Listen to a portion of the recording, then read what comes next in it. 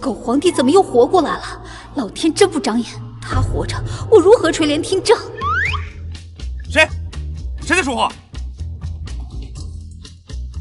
陛下，没人说话呀。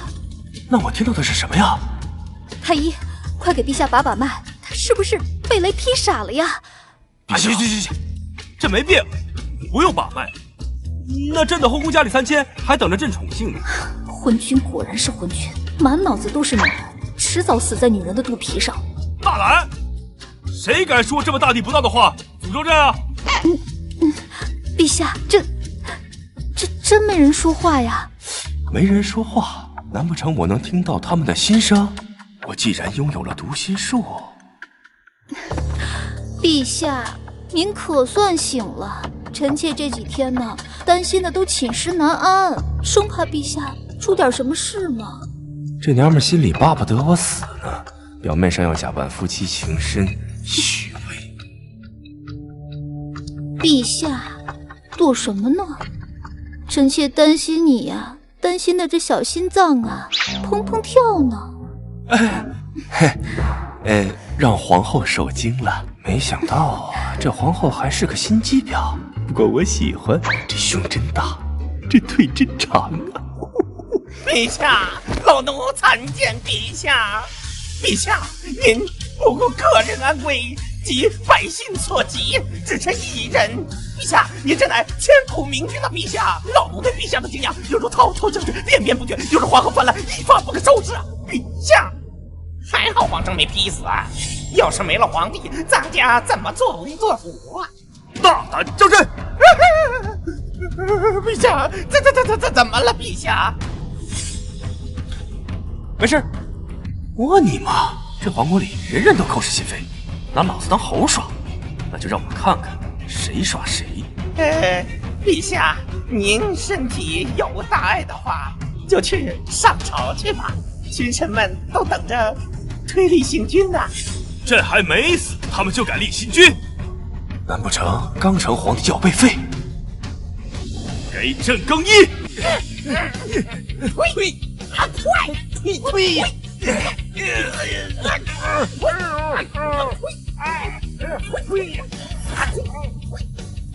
够了，给我住手！朝堂之上，鸡飞狗跳，成何体统？现在陛下昏迷不醒，国不可一日无君。本相提议由襄王监国，谁赞成？谁反对？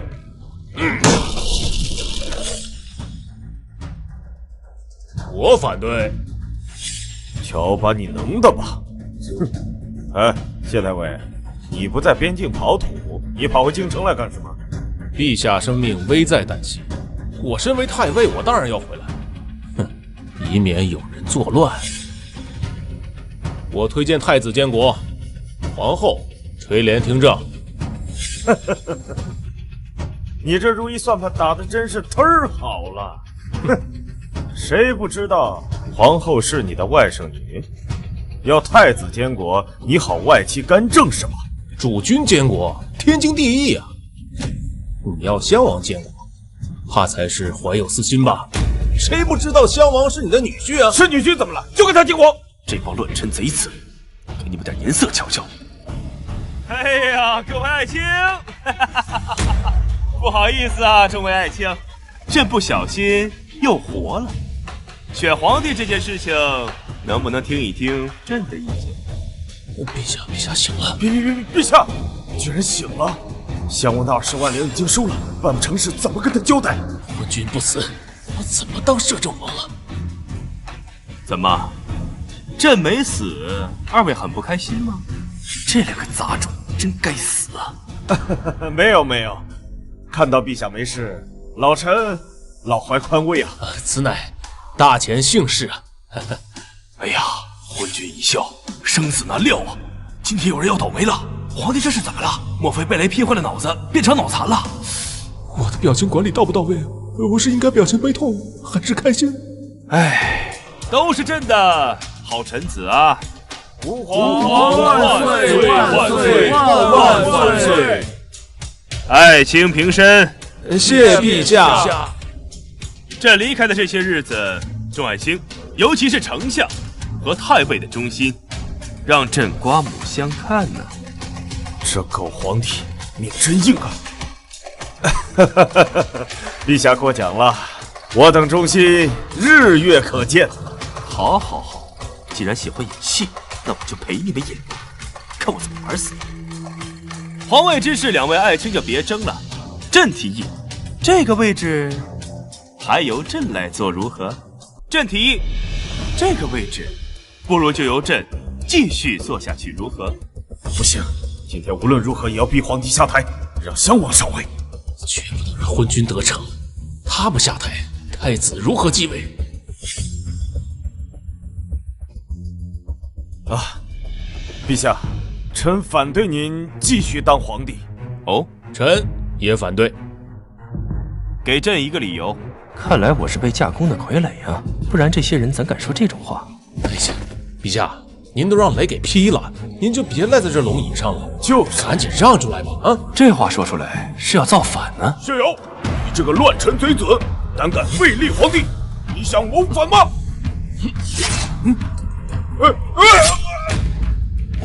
那找你废话！现在谁赞成？谁反对？你疯了！真杀他！呸！赶紧给我拉出去！谢尧这个莽夫！陛下，为江山社稷计，为天下百姓计，臣也恳请陛下晋太上皇，禅让皇位。请陛下晋太上皇，禅让皇位。好个乱臣贼子，直接逼宫了，简直把我这个皇帝当狗耍。众爱卿，其实你们不提这一嘴，朕也早就想禅位了。比起做皇帝，朕更喜欢当一个昏君。可是这个位置传给谁呢？是给太子，还是给襄王？两位爱卿，给朕一些主意吧。陛下，这您就不用犹豫了，肯定是襄王即位是正统啊，太子才是国本。那到底是选谁呢？朕都快被急死了，不如你们二位打一架吧。此时还不能和范云撕破脸。陛下，传位之事兹事体大，还需从长计议。啊，那朕岂不是不能当太上皇了，也不能和3000佳丽花天酒地了吗？陛下，您照样可以跟3000佳丽花天酒地，您只要把朝廷的这些事儿让给我俩处理就行了，您觉得呢？我能说不吗？这个老杂种，真乃大善举也。哎呀，陛下英明。起身吧。谢陛下。丞相，既然朕不打理朝政了，那朕是不是可以多挑一些妃子呀？那必须的嘛。陛下，不瞒您说，已经给你提前准备好了。好。仙女姐姐，进来吧。果然是昏君。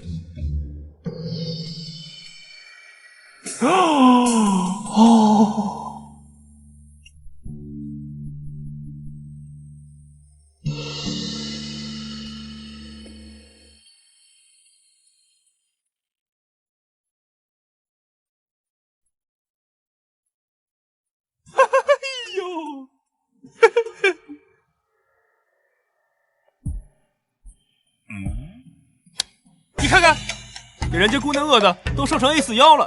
来人，把这个姑娘带到朕的寝宫，朕要喂她牛奶，好好的补一补。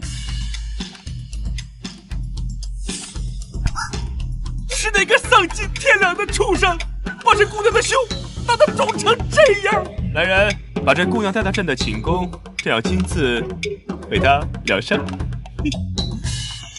哟，西域姑娘，我知道了。你一定是西域诸国派来的奸细。来人，带他到朕的寝宫，朕要亲自盘问。哦，这是极品。朕宣布，朕要另立皇后。受苦了，昏君，我是来杀你的。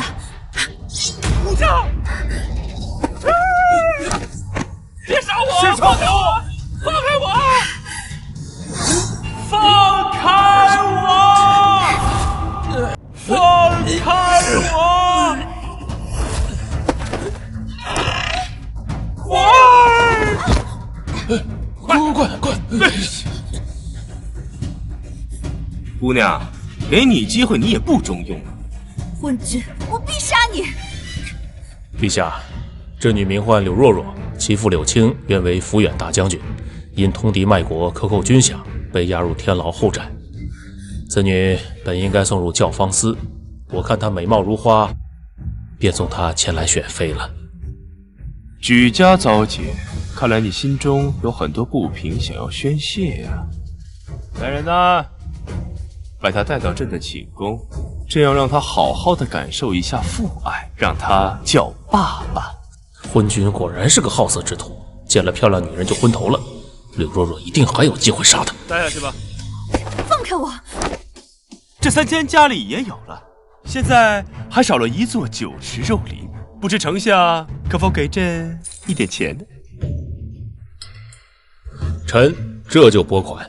酒池肉林为长夜之饮，还是原来的配方，还是那个味道，昏君一点都没有变。我要是变了，你们不得起疑心吗？陛下，大前国库空虚，实在是没钱了。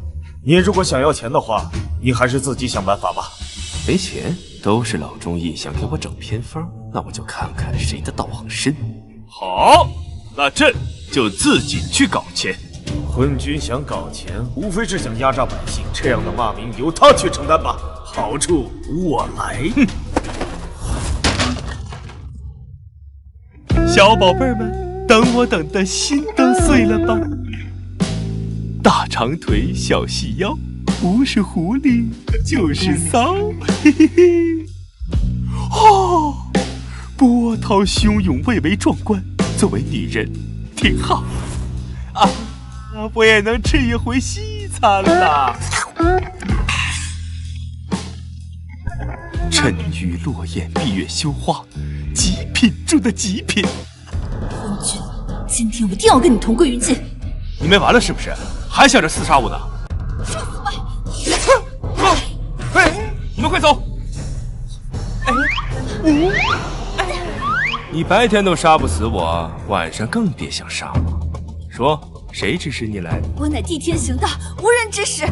你都死到临头了，还替谢瑶保密呢？皇帝怎么知道谢瑶是幕后主使？我绝不能出卖谢瑶，否则我全家性命难保。这时候还护着谢瑶这老一当？说，他是不是保证过，只要你杀了朕，便放了你全家？皇帝怎么会知道这些？不对，他肯定是在诈我。你能不能动动脑子？刺杀皇帝无论成功与否，可都是诛九族的大罪。他谢瑶怎么会冒天下之大不韪而放了你全家呢？不可能，太尉绝不可能食言而肥。他说话你就信？你是不是傻？你才傻呢！只要你答应朕一个条件，朕可以赦免你全家。什么条件？今晚把我伺候好了。混蛋！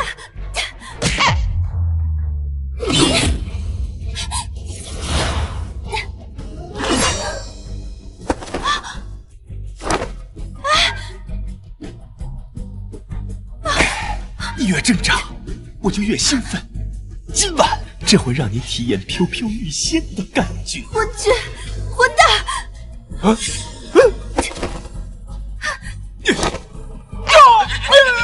松开，瓦楞，废了，快松开！你先答应放过我的家人，我就松开。好，我答应你了。昏君，我信你一次，若是有变，我定杀你！最毒妇人心。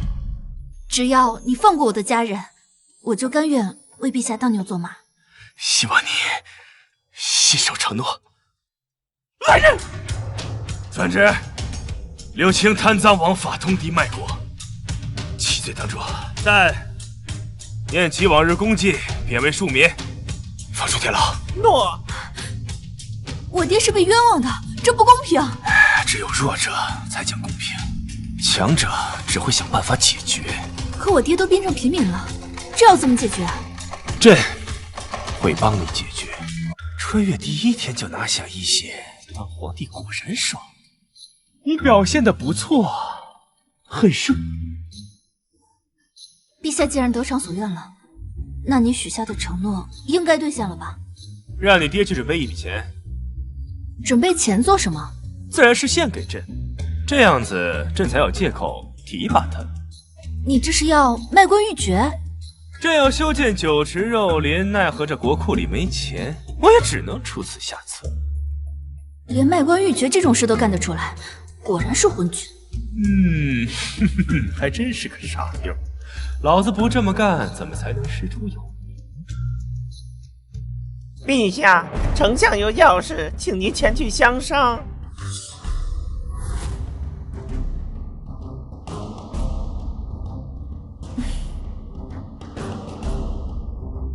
微臣参见陛下。快快平身。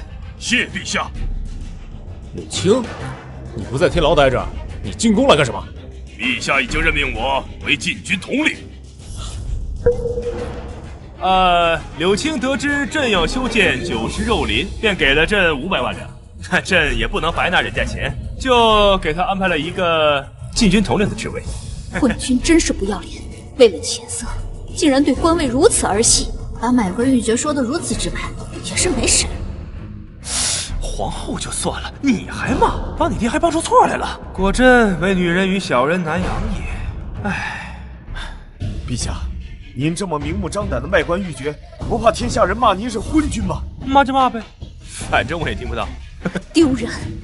昏君这是准备当滚刀肉了。骂吧骂吧，我不在意，夺回权力才是我的终极目标。陛下，柳青此人品行低劣，不足委以重任，请陛下收回成命。那不可能，这钱都进了朕的腰包了，再让朕吐出来，想都别想。还有，丞相，你让朕到这朝堂之上，意欲何为啊？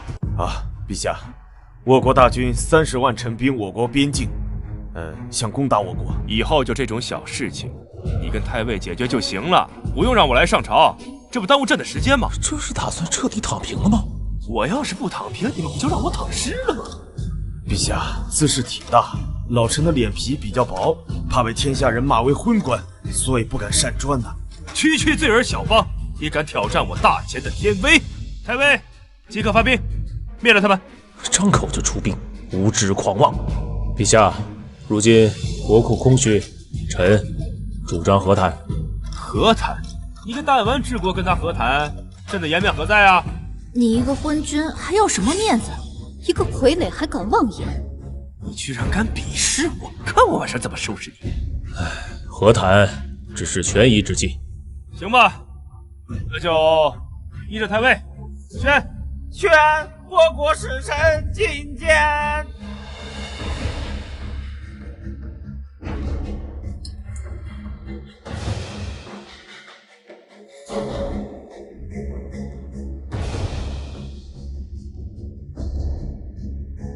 大胆！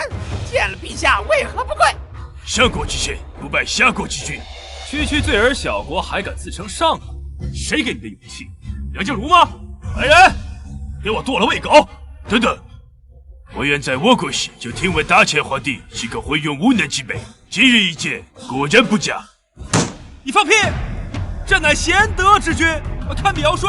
就你也敢自称贤德？我看朱家连将军朱当皇帝都比你贤德。堂堂一国之君，竟然被人拿来跟猪比，真是牵不起贪，丢人丢到国外去了。靠，被这小妞看扁了。嘿嘿，想得到天下一等一的昏君，就应该退位让贤。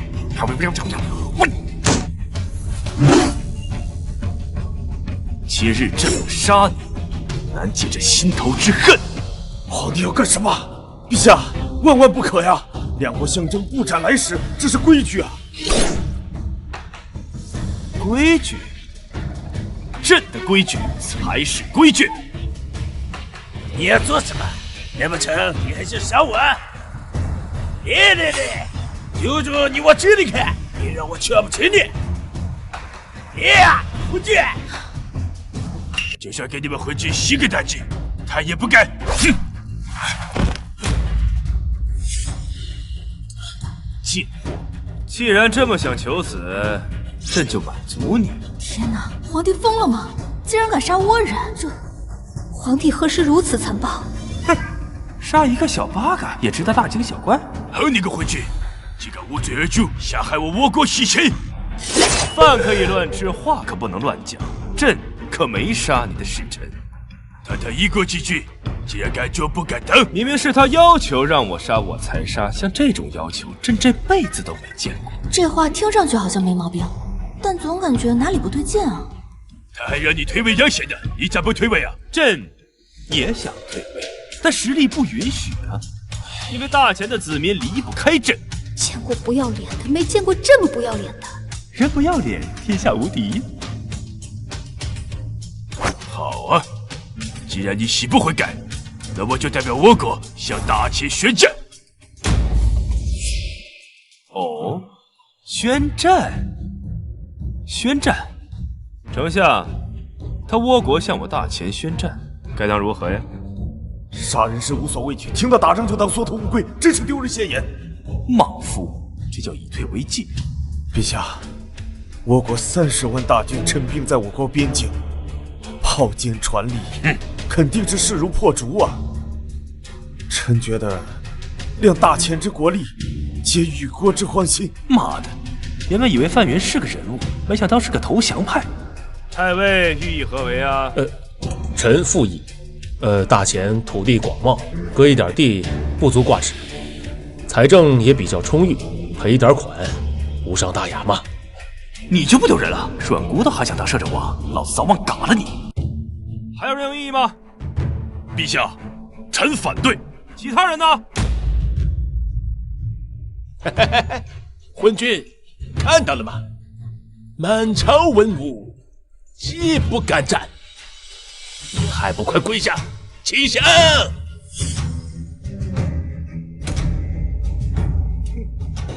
跪下来，从我胯下钻过去，把它舔干净，再让你的美人把我伺候的舒舒服服的，我就放了你。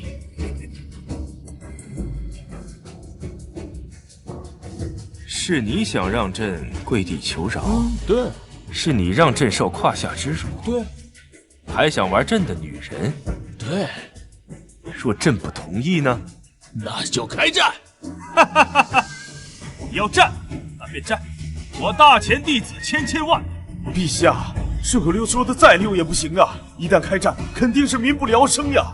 不如割地赔款吧。你给我闭嘴！我大钱不称臣，不纳贡，不割地，不赔款，天子守国门，君王死社稷。再有言降倭者，就像他一样。杀伐果决，昏君倒是有几分血性啊！不称臣，不纳贡，不割地，不赔款，天子守国门，君王死社稷。没想到昏君还有这种见识，若是用在正道，不失为一代明君呢。明君，狗都不当，起得比鸡早，睡得比狗晚，吃得比猪差，干得比牛多，谁当谁是傻子？好一个昏君，要杀害我倭国喜庆！昏君这是被雷劈坏了脑子，怎么变硬气了？帝王就应该强硬。你们给朕记住，朕是昏君，但不是懦夫。朕可以死，但不会屈膝投降。想让朕割地赔偿，你这盘棋下错了。哼，一个昏君还很骄傲，不怕人笑掉大牙吗？赵朕，传旨，全国征兵，凡身高过车轮者全部入伍。朕要与倭国打一场灭国之战，既分高下，也决生死。皇帝这是不打算过了吗？准备破罐子破摔。男人要对自己狠一点。昏君，你想好了没有？朕不怕鱼死网破。怎么，你怕了？切，我才不怕呢！我只是感觉，就为这2个人导致2国交战，不值得。对，陛下，打仗啊，很危险的，会死人的呀。咱还是换一个和平的方式解决纷争吧。我倭国有坚船利炮，士兵更是骁勇善战。我也不想欺负你们大钱，哼，我给你们个机会。敢问真卿先生，是什么机会呀5日之后，我们来场比试，3局2胜。如果你们输了，就割地赔款；如果我们输了，立刻撤兵，怎么样？没问题。我大钱虎将如云，谋臣如雨，对付你们这种弹丸小国信手拈来。若是你们输了，就称臣纳贡。好，5亿之后我们必须相见。告去。哼！大前皇帝，今日之战，我劝你还是延续的好，这样还可以给大前留点体面。哦，这为何要认输？哼，谁不记得你是天下1等1的大昏君，每天鸡犬皆米，花天酒地。有志之士已经引退先烈了，谁还愿意为你出战？没人，我一人便可挡100万的兵。这个台下金榜题名之士比比皆是，对付你们这群弹丸小八嘎，还不是信手拈来？狂妄！大前皇帝，你敢不敢加酒？陛下，我国人没安好心，切莫上当。皇后这是在担心朕？当然了，陛下，做什么美梦呢？我是怕你给我儿子留下一堆烂摊子，居然以为我在关心你。老娘巴不得你早点死，给我儿子让位。这娘们可不像好人啊！难道你怕了？老子好歹也是穿越过来的，会怕你们这群小八嘎？说吧，想加什么注？3句2胜。第1句堵胳膊，第2句堵腿，第3句堵命。好计谋啊！国王大人金钱收买你，杀了你还真是中邦小鬼呀！好你个范远，居然敢攻击倭人，这可是原则性问题。赌，你输1局我就杀1个人，我输了就按你说的办。说吧，你想比什么？第1局我们比运气。这里有10杯酒，1杯毒酒，9杯美酒，你我双方各派1人，先喝了那杯毒酒就算输。上来就以命相搏，你们小八嘎玩的挺变态。怎么？难道你不敢吗？如果你不敢的话，就把你的胳膊给我，让我一件一件地把它敲碎。那种声音，想必令人陶醉。想让朕认输，做梦！少废话，派谁上来？这毒都是我下的，带着输吧。来阴的是吧？那咱们就走个流程。嘿嘿。皇后，不如这把就由你来替朕出战。昏君这是想让我去送死，难不成他看我不顺眼，想让我给柳若若让位？小样，我找不死你，看我怎么吓死你！陛下，臣妾的运气一向平平。哎，皇后过谦了，爱笑的女人运气不会差。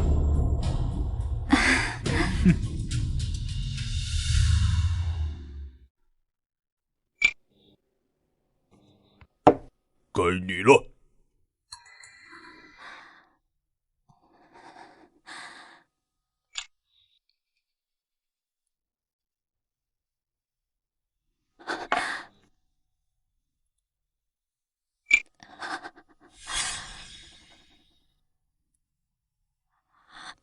报告，你到底要选哪一杯？哎呀，皇帝害我！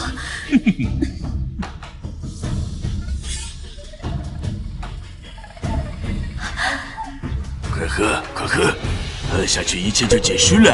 啊！不如让朕替你选，如何？看来狗皇帝不整死我，是不罢休啊！怎么，皇后不相信朕的龙运？鬼才信！那就有劳陛下了。光有劳啊，不奖励一下？哦。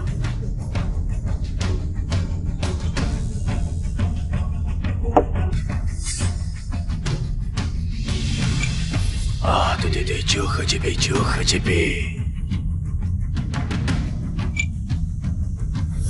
放下，放下！哎，这些酒人给我幸运了。喝掉，喝掉，喝掉！这杯有毒，这杯有毒！哎，千万别选，千万别选！快放下，快放下！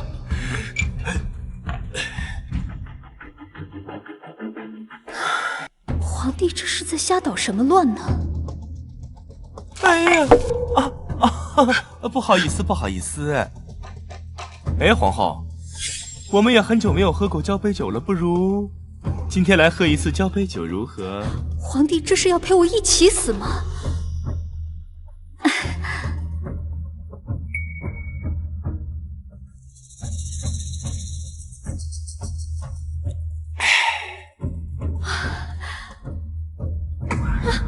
我不想死啊！相信我。好。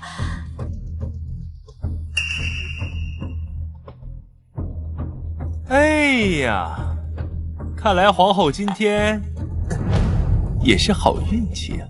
这竟然真的没毒，这是运气吗？现在该你了。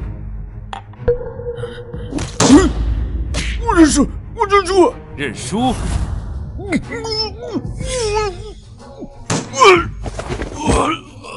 八哥，他都认输了，你还吓他？喝到毒酒者便是输，这可是你亲口说的。皇后，我们走。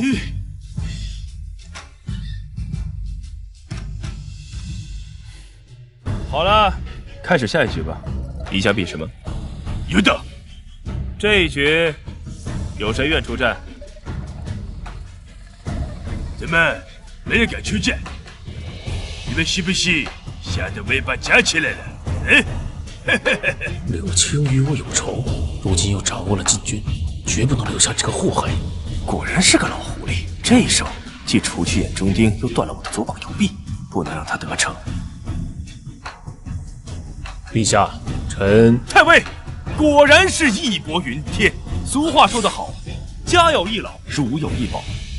传，即刻封太尉为太子太傅。气氛都活到这儿了，我就不信你个老逼灯会拒绝。皇帝这是把心切的架在火上烤，谢瑶这是偷鸡不成蚀把米呀！狗皇帝这是要逼我去送死吗？该死的是柳青啊！哼！传旨，立即封太尉为太子太傅。陛下，臣也想为您出战，奈何心有余而力不足啊！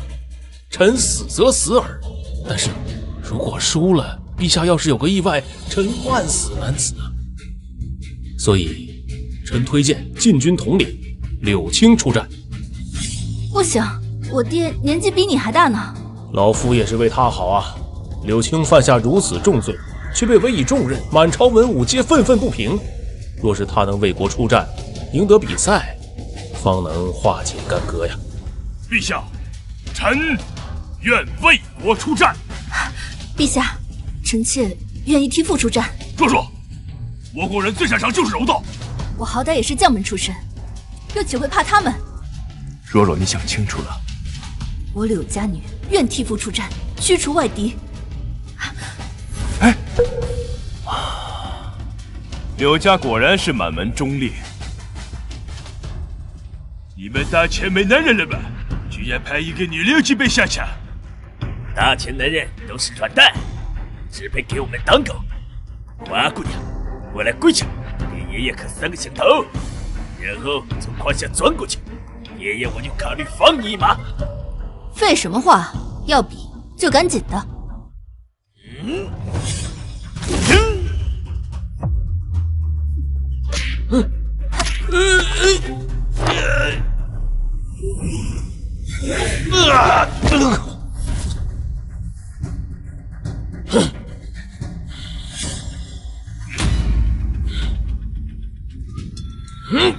小心！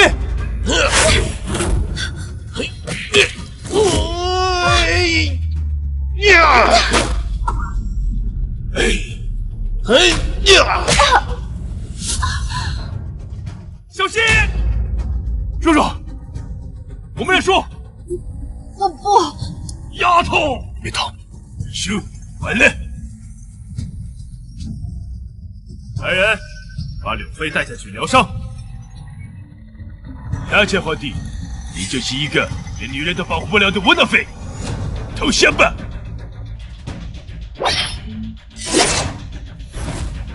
天子之剑，尔等受死！冲冠一怒为红颜，没想到这皇帝还是个痴情的种啊！昏君这是准备殉情吗？这可是个绝好机会。陛下，比试不着急，现在最重要的是比试之前，您先把传位诏书留下。对，陛下要是输了，大钱社稷危矣啊！你们就那么笃定朕会输给这个小八嘎？刀剑没有长眼睛，那弥勒佛也不能保证您一定会赢啊，对吧？臣也是为了大钱社稷着想。好一个为了大钱社稷着想的忠臣！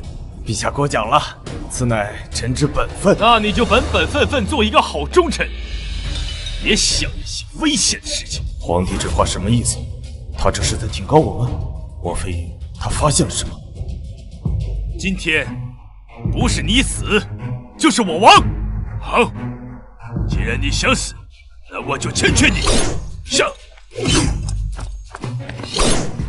大钱皇帝，立刻请我东瀛道法，举息无双。在你面前的是西巴无相快刀之一，与你死在他之下，那是你的荣幸。时代变了。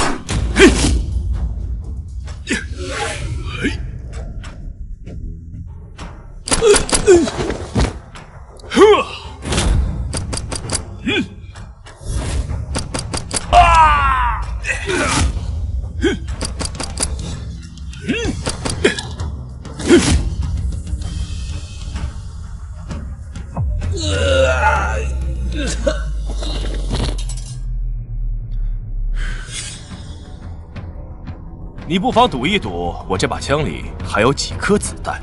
八哥，早知道他有这么厉害的武器，就不该趟这趟浑水。算了，死的要不是贫道，真的对不起襄王了。没想到这个小八嘎跟襄王也有关系。大家皇帝，若你能饶我一命，我告诉你一个天大的秘密，此事事关你的生死。哦，事关朕的生死，那你不妨说来听听。糟了，朕卿也是要反水，绝不能让他供出我和襄王来。你快点动手啊！要是他供出你们来，就等于把我家火烧烤了呀！你好狠！呸！皇帝为何不阻止范远？难道他看不出范远在杀人灭口？柳青还真是个耿直 boy， 一点政治智慧都没有，得找机会提点提点他。陛下，就这些小窝子最为阴险狡诈，臣为了保护您，冒生命的危险把他杀了。今日多亏你，不然朕恐怕就交代在这儿了。该死的范云，碍事儿！原来皇帝的枪里最多装2发子弹。不过既然刺杀了朕，那朕就不得不放了。张震，老奴在。传旨，即刻组建西厂，彻查此事。老奴遵命。陛下，西厂是卖什么的呀？何为西厂？何为西厂？那朕就来告诉你，西厂就是朕的耳目，三司管不了的事情，西厂来管；三司杀不了的人，西厂来杀。一句话，三司管得了的西厂要管，三司管不了的西厂还要管。皇权特许，先斩后奏，这就是西厂，听清楚了吗？先斩后奏，皇权特许，那我赵祯岂不成了一人之下，万人之上，只手遮天呀？若真让昏君见了西厂，我等岂不是要活得战战兢兢？哼哼，我就是要让你们惶惶不可终日。陛下，万万不可呀！宦官当政，祸乱朝野，误国误民呐！陛下。对呀，陛下，如果他们为了一己私利，胡乱编织罪名怎么办呀？断人财路，犹如杀人父母。你们最好祈祷别在我手里，否则我让你们生不如死。对，继续保持这种状态，我就喜欢看狗咬狗。赵震从小伺候朕，朕相信他。陛下英明啊！陛下，老奴必当赴汤蹈火，在所不辞啊！陛下，把这些倭寇的尸体挂在城门口，再找100个说书先生，把朕今天大战倭寇的事情讲给百姓听。为了让百姓听明白，要连续5日不停地重复、再重复地讲，务必让百姓重复、再重复地了解事情的缘由。回陛下，娘娘吃了大还丹，伤势已无大碍。臣告退。有什么话就直说吧。范云明显是在杀人灭口，陛下，您为什么不追究啊？要如何追究？真禽野兽供出了范云，接下来这该怎么做？自然是将范云还有襄王下狱问斩啊！就凭倭人的一句话，朕就杀了当朝的宰相，满朝的大臣会怎么看朕？天下人该怎么看朕？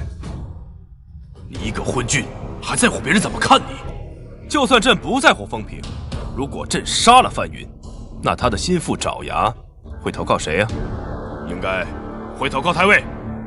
谢瑶已经掌握了大前的5成兵马，再加上范云的心腹爪牙，大前马上就要改朝换代了。别人都说皇帝是昏君，看来他们都看走眼了。你别看走眼就行了。莫非皇帝能知道我心里想什么？幻觉，一定是幻觉。朕知道你是忠臣，但是忠臣要想做事要靠脑子。奸臣很奸，但忠臣要比奸臣更奸。臣受教。给你5天时间，无论你有什么办法，把范云和谢瑶安插在禁军里的人全都给我踢出去。是，陛下。你再发疯出去，就说你要花500万两买抚远大将军之位。是，臣告退。爱妃，你醒了。哎，快别起来，好好休息。谢陛下关心。陛下刚才是在教我爹为官之道吗？你爹是典型的武将，考虑问题直来直去。朕若是不教他，你爹啊，怕是被满朝的文臣虐得连渣都不剩。也是，官场之上，波谲云诡，阴谋迭出。以我爹的性子，确实是不合适。所以我才把你爹安插在了禁军统领的位置。这个位置只有一个要求，就是对朕绝对的忠心即可。陛下为何让我爹去放风？是准备做什么吗？为了坑人。坑谁啊？范云、谢瑶、襄王。殿下，你有喜了！你有喜了，殿下！喜从何来呀？臣听说，那个柳青正四处借钱呢。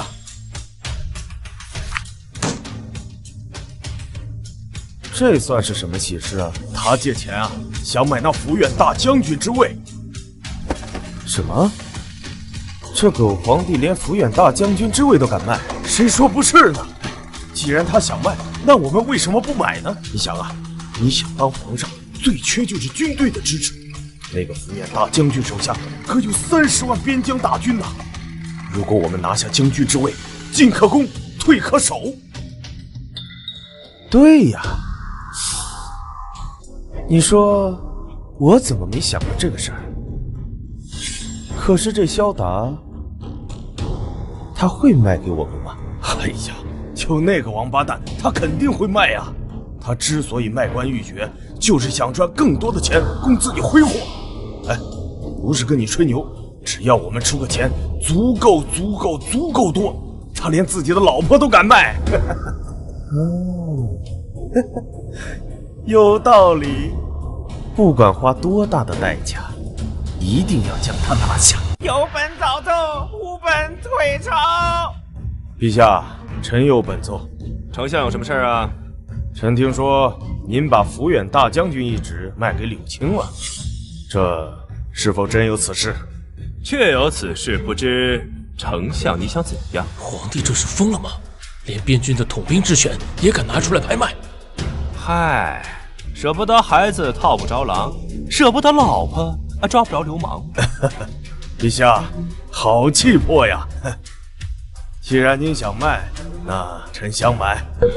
不行，绝不能让范云得逞。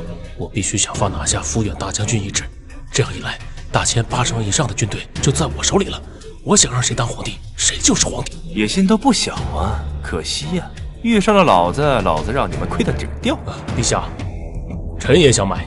哎呀，你们这样子让朕很为难呐，因为朕已经答应了柳青。哎呀，反悔就行了嘛。陛下，您既然那么想赚钱，买卖价高者得嘛。也对，既然如此，那我们就现场拍卖。欢迎大家来到拍卖会现场，有钱的捧个钱场，没钱的捧个人场。好，今天我们要拍卖的是镇远大将军一职，朝廷出品必属精品。镇远大将军那可是正儿八经的实权派，走过路过你们别错过，买不了吃亏，买不了上当，正儿八经的好物，底价100万两起拍，现在开始。我出200万，好，我要买下它。哎，诸位，本相心肠好，奉劝大家一句，这里面的水啊，很深很深，不是你们能趟的，小心被淹死。丞相，你这可算是当朝武帝了，当着朕的面威胁当朝的百官，你还要把朕放眼里？哎呀，陛下，我哪敢呀！臣看见这蟑螂都能吓晕过去，臣就问问他们啊。你们说，我有威胁你们吗？没有，跟我玩阴的是吧？还是嫩了点。你有张良计，我有过墙梯。行了，底价100万两，现在开始起拍。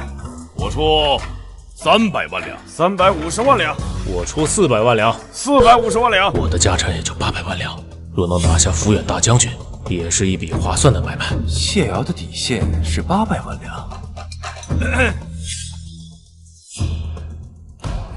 我出600万两，750万两。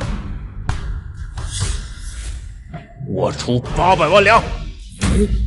让谢瑶拿下这个位置，还有消亡什么事？只能一拼了，1000万两啊！1000万啊！好啊，这范云比谢瑶更肥，意外之喜呀，赚翻了。范云，你这是要跟我作对到底了？哎，太尉，这说的什么话？什么叫我跟你作对到底？拍卖自然是价高者得，你要有钱继续往上加，你要没钱，别跟个乌鸦似的在这逼逼叨叨。哎，听没听过一首歌？只为不是你想买，想买就能买。1000万两，还有人加价吗？1000万两一次，1000万两2次，1000万两3次。成交！抚远大将军由丞相拍得，掌声在哪里？好，恭喜！哎呀，好。陛下，你答应把这个官位卖给我，你可不能言而无信呐。哎呀，柳青，朕给你机会你不中用啊，这有什么办法？就是，陛下，您若不给我爹一个交代，以后就别想进我房间了。哎呀，爱妃你别生气嘛，让朕再想想办法。有了，不如朕就给柳青一个次相的职位，如何？次相？这大钱哪有次相之说？哎呀，朕说有他就有。敢问陛下，何为次相？次相嘛，就是辅佐丞相，上承天子，下辖百司，帮助丞相处理朝政。皇帝这是想干什么？分我的权吗？对了，皇后还总在朕的耳边说，丞相日理万机，让朕想办法减轻一下丞相的负担。朕就想到了此办法，起拍价100万，现在开始。什么时候跟皇帝说过这话？皇后这是在给我制造机会，插手朝政，绝不能错过。哦，原来是皇后在背后搞鬼，绝不能让她得逞。是我在搞鬼，皇后就是个冤大头。哎，行了，别逼逼了，100万两，有人交价吗？我出300万两。哎呀，我只剩200万，完了，坏菜了。哎，没钱了，那没意思。我出500万两。我出600万两。我跟柳青有仇，我这个位置让柳青拿下，岂不是等于多了一个敌人？绝不能让他得逞。陛下，我怀疑柳青在故意抬高价格，根本没有那么多钱。哦，对，陛下，这就跟打麻将似的啊！打之前你要先验验他的钱，万一他输了，咱们的钱怎么办？这是日升昌的750万两本票。这钱哪儿来的？我柳家可是100年氏族大家，想要多少钱，振臂一呼，那就全都借回来了。好了，既然柳青有这么多钱，那拍卖继续，还有人加价吗？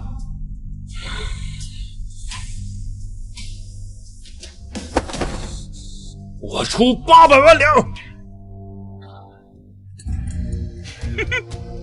好，800万两，还有加价的吗？800万两一次，800万两2次，800万两3次。恭喜太尉获得刺相一职，掌声在哪里？好啊！哎呀，恭喜恭喜恭喜！哎呀，向前前，真心甜，钱包鼓，放右肩，要努力战贼营，大国梦，早日圆！堂堂一国之君，钻钱眼里，不嫌丢人？哎呀，世人匆匆忙忙，皆为这碎银几两，可不知这碎银几两却能解世间的惆怅。萧达，你是不是脑袋进水了？竟然公开在朝堂上卖官鬻爵，你就不怕扰乱朝纲？皇后，此言差矣，我这么做可都是为了你好啊。你倒是解释解释，什么叫为了我好？我退位的事情已成定局，但朝中的大臣却在太子与襄王之间举棋不定，这是为何？自然是因为太子年幼。大错特错。那是为什么？因为文臣可都是范云的手下。这跟你卖官鬻爵有什么关系？刺相的权力仅次于范云，若他上位，这些人必定投靠于他，就等同于投靠太子。这一升一降之间，太子的地位不就保住了？哎呀，尿啊！皇后好可怜啊，被人卖了还帮人数钱呢，果然是男人的嘴，骗人的鬼。这万一百官上行下效怎么办？那要西厂是干饭吃的，先建西厂，再帮太子培养班底。皇帝什么时候有这份心机了？皇后，朕都帮了你这么多事情了，你打算怎么报答朕呢？那自然是陛下想怎么样就怎么样了。是吗？朕最近新研究了一种玩法。皇上，你真坏。回波耳时清新，珠圆玉润佳人，风情婉约千种，仙香醉梦迷心。吟词验诗，好不害羞。昨夜这红帐翻滚，也不知是谁，热潮汹涌呢。那还不是你勾引我？谁让你缠我身子下贱？那谁又让你如此的摄人心魄呢？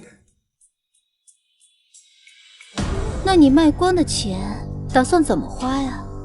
朕本来想修建一个酒池肉林，奈何他们给的实在是太多了。那然后呢？所以朕决定迁都。什么？众爱卿，朕决定迁都洛阳。啊！皇帝这是疯了吗？迁都这种馊主意，亏他能想得出来。不出这种馊主意，怎么能算是昏君呢？陛下，臣反对。北方又贫穷又寒冷，交通还不便。你要迁都的话，耗资巨大。现在国库空虚，实在是拿不出钱来啊。国库空虚，我大钱有几千万青壮，每人服1年徭役不就行了？没个10年的神经，你说不出这种丧心病狂的话。昏君还真是想一出是一出啊！乱拳才能打死老师傅，朕就是让你们摸不准。臣也反对。迁都洛阳，靠近北疆，若鞑靼来犯，则国机不稳，江山难安呐。胡说！只有迁都洛阳，才能震慑北疆。昏君什么时候能有这份见识？还是……我操，要露馅了，得找人甩锅呀！柳青对朕说，只要朕坐镇洛阳，就可顶100万大军。什么？我什么时候说过这话？我可不背这锅呀！原来是柳青在搞鬼，难怪皇上说的头头是道。柳青啊，你屎壳郎打哈欠，你好大的口气啊你！陛下，迁都乃是亡国之举，您千万别听这屎壳郎胡说八道，还请陛下三思。请陛下三思。迁个都就会亡国，朕还就不信了。你们越是不让朕做，朕就偏做。赵真，传旨，全国征集200万徭役以及能工巧匠，建洛阳神宫。老奴遵旨。陛下乱命，臣不奉诏。好，好，好，你们给朕等着。丞相，你这为何要反对萧达迁都啊？这可是扳倒萧达的绝佳机会。殿下，您是不是认为迁都就会征发徭役，会闹得鸡犬不宁，引起民怨沸腾，老百姓会骂那个王八蛋皇上穷奢极欲、残暴无道？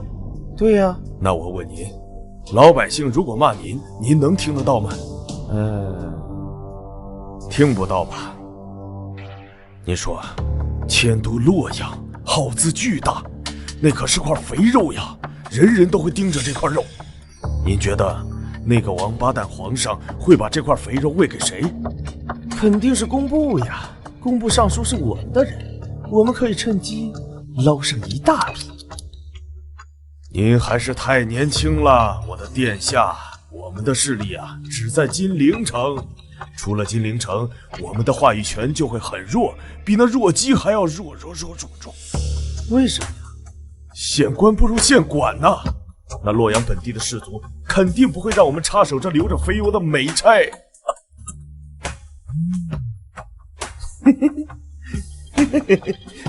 陛下，你为何要执意迁都？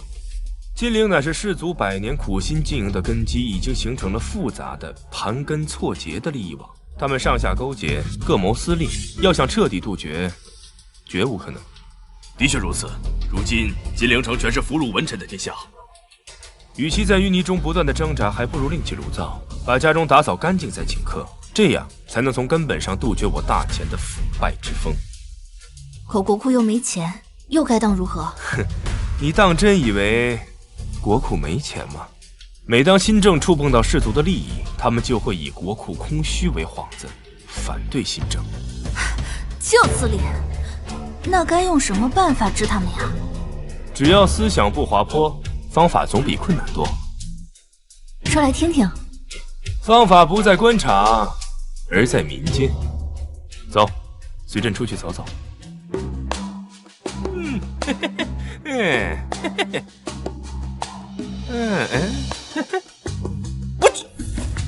我去！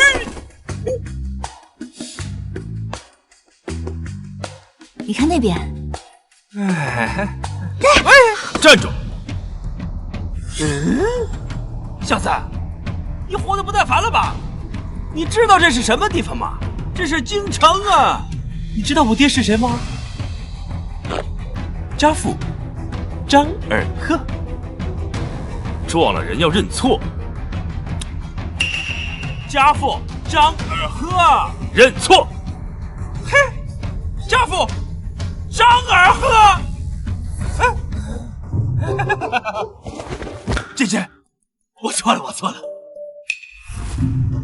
嘿，小子，你他妈有病吧？你知道我是谁吗？家父张尔赫，家父张尔赫呀！走了。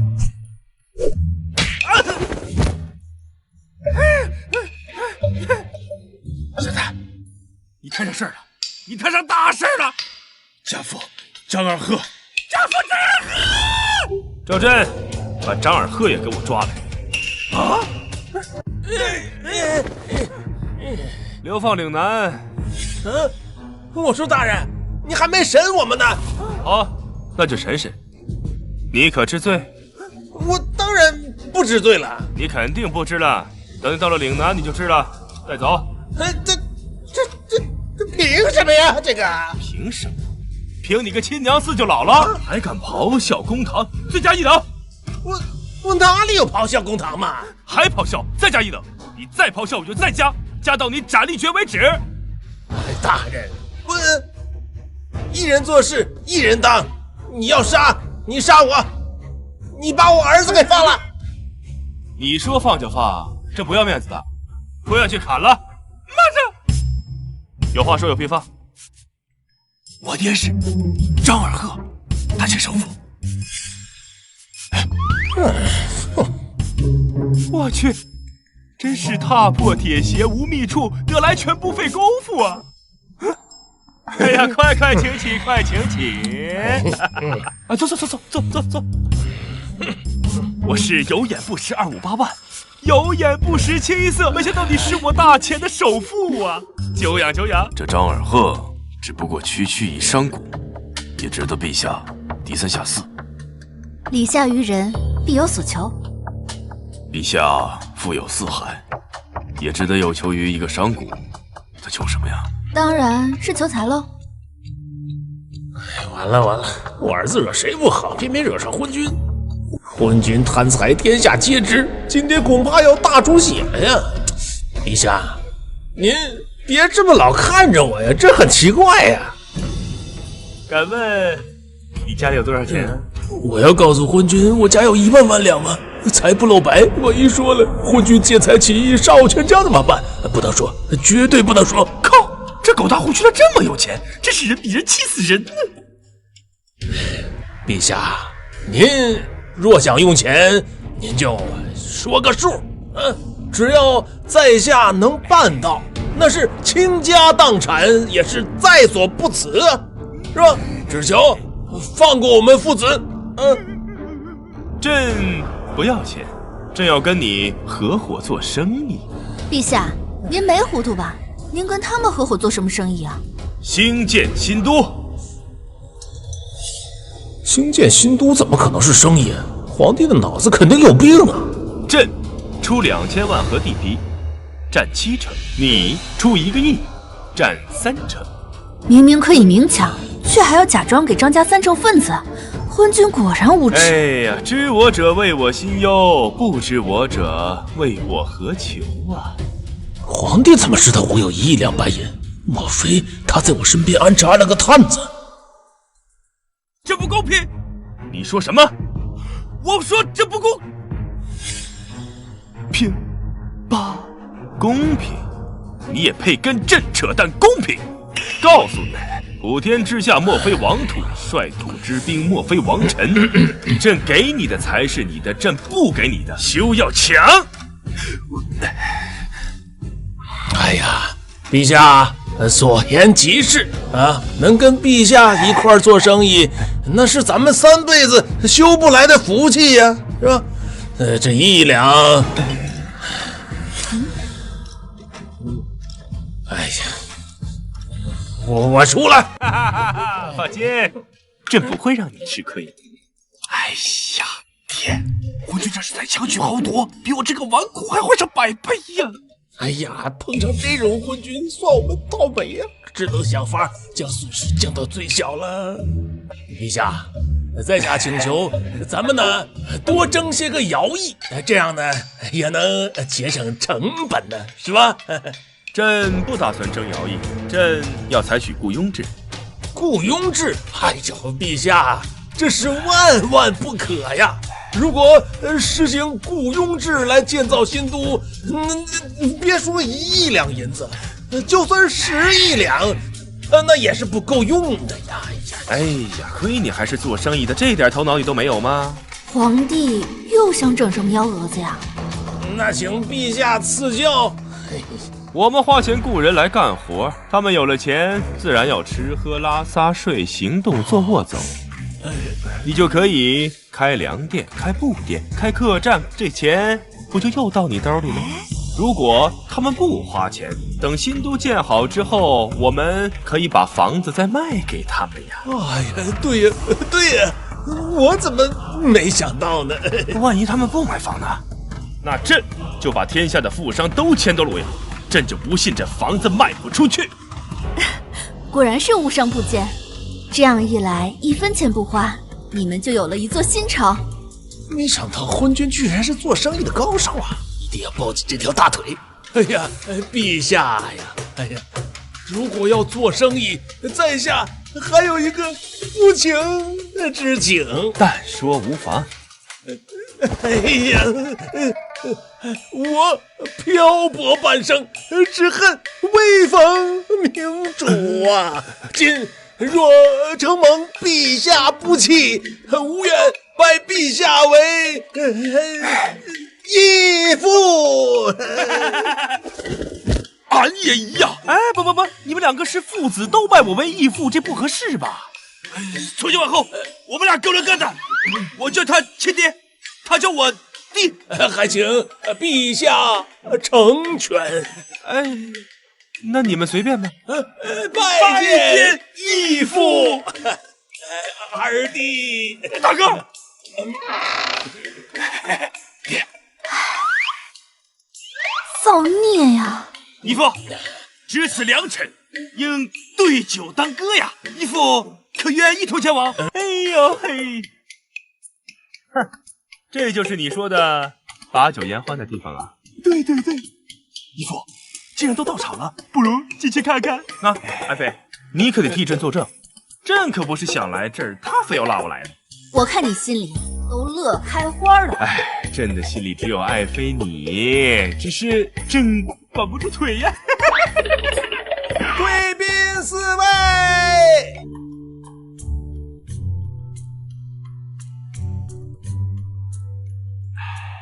哎呀，张公子啊，又帅了，张公子。没想到你这义子还挺受欢迎。我看袁大头啊，比朕受欢迎。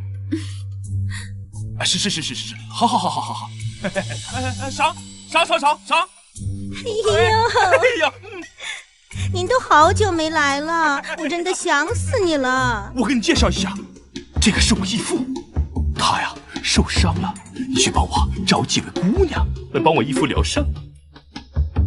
张少放心，刚到的几位姑娘包您满意。这是金鱼还是木鱼啊？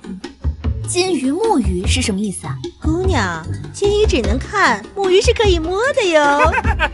那义父，你是想要金鱼呀，还是想要木鱼？金鱼。那就金鱼木鱼一块上。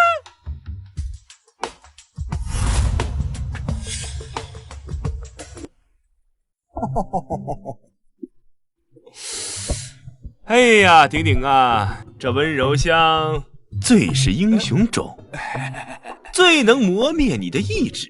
你以后可不能常来常往了。谨遵义父教诲。以后这种场合，义父替你出席。你们这是干什么？你们这是啊？没事。哎，鼎鼎啊，你该不会是舍不得吧？哎，不，义父要带我出席，那是我的福分，我怎么会舍不得呢？严以律人，宽以待己，这义父还真是个双标狗，居然敢骂我，看我怎么治你！那个湘君是吧？今晚来陪我吧。义父，湘君是金鱼啊，只卖艺不卖身的。哦，那我睡完了他不给钱就不算卖了。哈哈，义父真是高啊！我从未见过如此厚颜无耻之人。哎呦，范公子来了！哎呀，范公子来了！哎呀，范公子啊，范公子好。如今民生多艰，百姓困顿，家国飘摇，你身为一国之君，竟流泪烟花柳巷，宴饮狂欢，不死何为啊？好，范云子高义，不畏强权，当面直斥昏君，实乃吾辈楷模呀！哎，这人脑子有病吧？谁呀？义父，此人丞相范云之子范正，京城第一文豪。第一文豪啊，那这第一文豪的才华是不是也靠爹拼来的呀？昏君，别以为你是皇帝就可以血口喷人，我范正的才学可都是大伙公认的，对不对？对，范公子才华横溢，知识渊博，令人敬仰。哎呀，时无英雄，遂使庶子成名。昏君实力一般，口气却不小。你一个不学无术的昏君，也敢在我面前言淫狂吠？你说谁不学无术的？我义父。哟，这就认干爹了。果真都是臭鱼配烂虾，乌龟找王八。跟着你混的人，无非都是些吃喝嫖赌的草包，还能有什么人？姓范的，你再说一句，我打断你的狗腿！被人骂成草包居然不生气，昏君是气量大还是习惯了？哎，丁丁，狗咬你一口，你还能回头咬狗一口吗？各位，今日是湘军疏拢的大喜之日，可别因为这点小事儿伤了和气呀。我出10万两，买湘军姑娘的初夜。别以为自己很有钱就可以为所欲为。哎，对，有钱就是为所欲为，是吧，湘军姑娘？不好意思啊，我对钱不感兴趣。昏君，听到了吧？吃瘪了吧？那湘军姑娘对什么感兴趣啊？才子。巧了，本人不仅有钱，还很有才。这种虎狼之词也敢说，他就不怕被人打脸吗？我没听错吧？你很有才，你脑子有包吧？敢说这种大话，就不怕被人笑掉大牙吗？只知道吃喝玩乐的昏君，还自称才子，那我岂不是状元？见过不要脸的，那当第一次见不要脸的皇帝，今天算长见识了啊！两位，不如你们比试一番，想做湘军的入幕之宾，必须在今晚取得胜利。怎么样，昏君，敢比吗？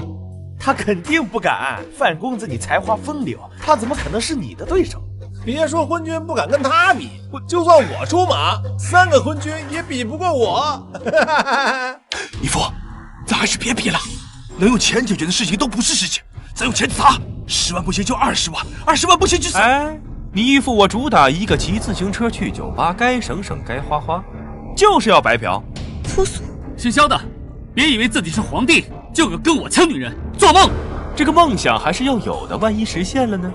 敢不敢跟我打一个赌？若才艺比试我赢了，你就光着身子绕着围墙跑3天3夜。我去，这赌注也太损了吧！皇帝裸奔，肯定万人空巷，这不得提前去占个好位置呀？对对，我们也去。陛下，你可千万别答应，皇帝要是裸奔，威信扫地，那范云一定会借此机会发难。你就对我这么不相信？狗咬吕洞宾，哼！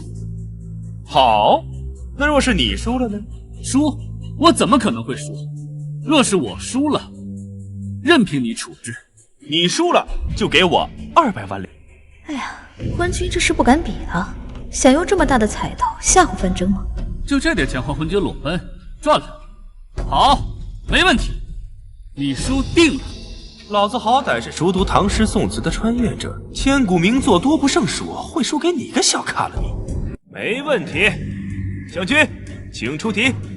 好，比试分为3局2胜，第一局以桃花为题，1炷香为限。区区桃花诗，何须1炷香，7步即可。7步之才，范少不愧是京城第一文豪。你慢慢想啊，我方便一下。站住！昏君，你该不是做不出诗来，想跑路吧？范正，休得猖狂，不许污蔑我义父！我猖狂又如何？他敢做，还不许我说吗？妈的！要不是你电视长相，老子把你打出屎来！倒是有点雄心，但不多。昏君，你想跑可以，那就直接认输啊！诸位，想不想看昏君裸奔啊？想！裸奔！谁说我要跑了？区桃花诗而已，我信手拈来。都这时候了，还说大话？昏君，若你今日能做出一首诗来，我便给你磕10个头。那我若是做了10首诗呢？那我就给你磕100个头。若你做不出诗来，就把我的鞋给舔干净，然后从我的胯下钻过去。好，没问题。皇上啊，义父，咱能不能别吹牛了？我看着像吹牛的样子吗？像啊，非常像啊！个不孝子！看看，我要开始装逼了。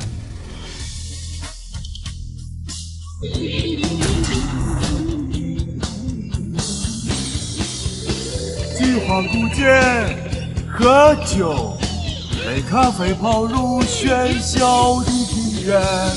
一足在日坛膜拜故人月亮。小丑都比这强吧？开元相信定真神王风，吹不散长恨花，染不透乡愁血。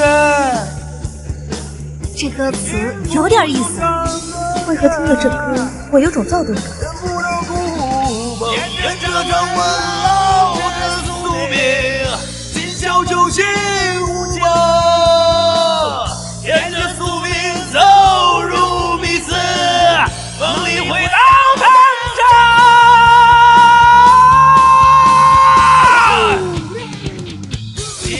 停！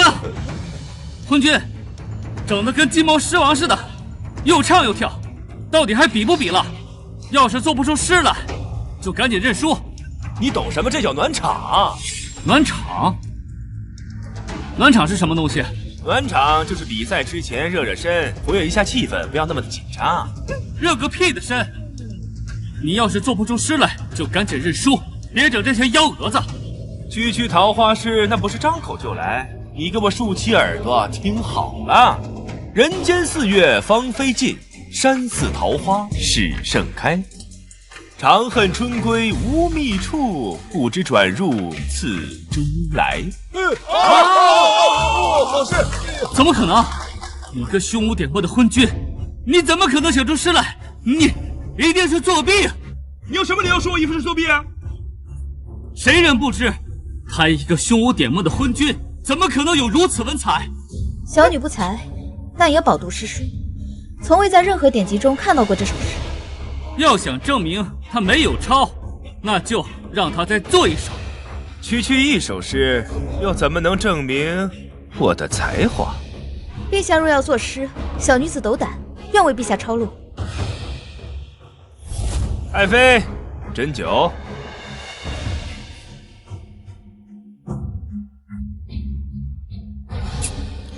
笔来，墨来，纸来，今日我就让你输得心服口服。去年今日此门中，人面桃花相映红，人面不知何处去，桃花依旧笑春风。好事！好一个桃花依旧笑春风，此乃千古名句。长断春江欲尽头，丈离徐步立方舟。癫狂柳絮随风去，轻薄桃花逐水流。这不可能！他一个胸无点墨的昏君，怎么可能连续做出这等好事？哼！竹外桃花三两枝，春江水暖鸭先知。蒌蒿满地芦芽短，正是河豚欲上时啊！好啊，好诗啊！哎呦，好在哪儿啊？我也不知道。村南无限桃花发，唯我多情独自来。2月春归风雨天，碧桃花下，桃之夭夭，灼灼其华。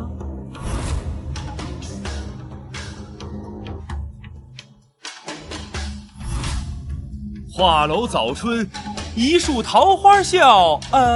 几首了？已经10首了。没想到皇帝居然如此有才啊！吃饭呢？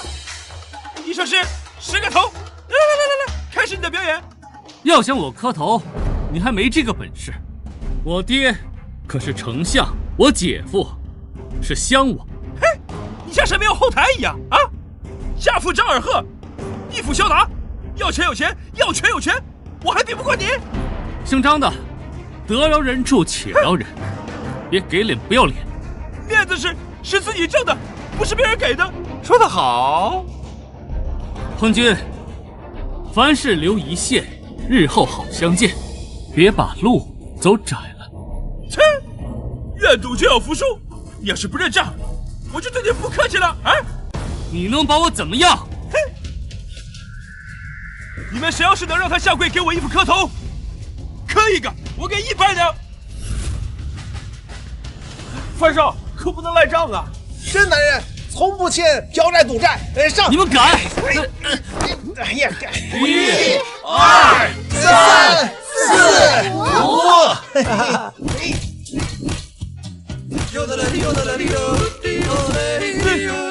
100。来，你这个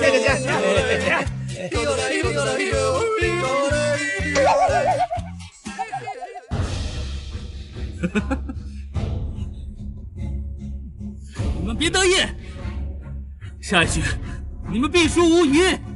哎呀，话不要说的这么早，省得等会儿又被打脸。咱们走着瞧。香君小姐，下一局我们比什么？下一局咱们比射箭。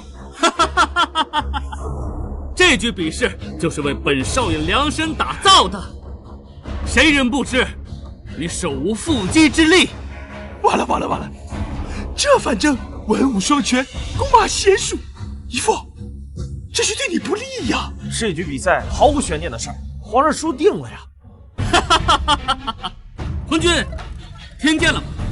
百姓的眼睛是雪亮的，我劝你还是早点认输，省得让比赛丢人现眼。是啊，真是狗掀门帘，全靠嘴上功夫。你既然着急找死，那我就成全你。我要加注，你输了，我要你一条腿。好，你输了，我要你一条胳膊。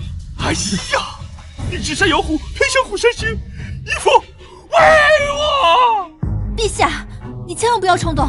放心吧，爱妃，有赌未必输。来吧，花里胡哨，你这弓箭是给娘们射的吧？啊，他能射就行了，你管他干嘛呀？牙尖嘴利，你先还是我先？别急，不得找找感觉。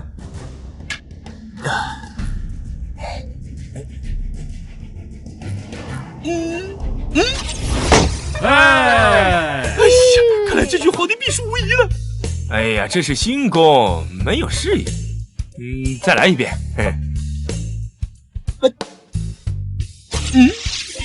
哎呀，太垃圾了！哎呀，就你这种水平，还敢跟我比？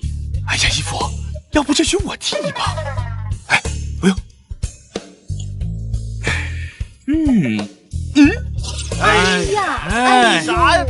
皇帝文采飞扬，武功一言难尽，可惜了。要不你也试试？就你这种垃圾剑法，我闭着眼睛都能胜出，还用得着找感觉吗？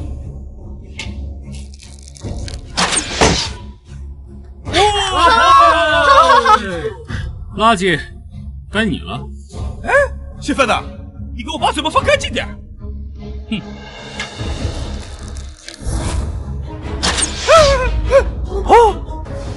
再敢多言，我让你变成太监！你！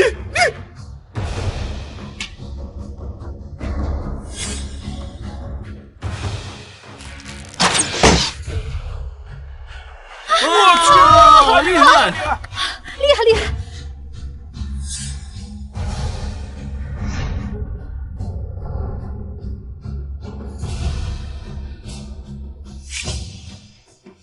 哦，这不可能，这一定是瞎猫碰上死耗子。哎呀，义父，你太牛了，这都能射中啊！义父，我太崇拜你了！哎，将军啊，这一局该怎么算呢？两位都正中靶心，难分胜负。接下来我们改下规则，每人10支箭，待会儿他们放飞手中的气球，你们谁射中的多，谁就是赢家。射活物我在行，昏君，你敢吗？不怕护啊！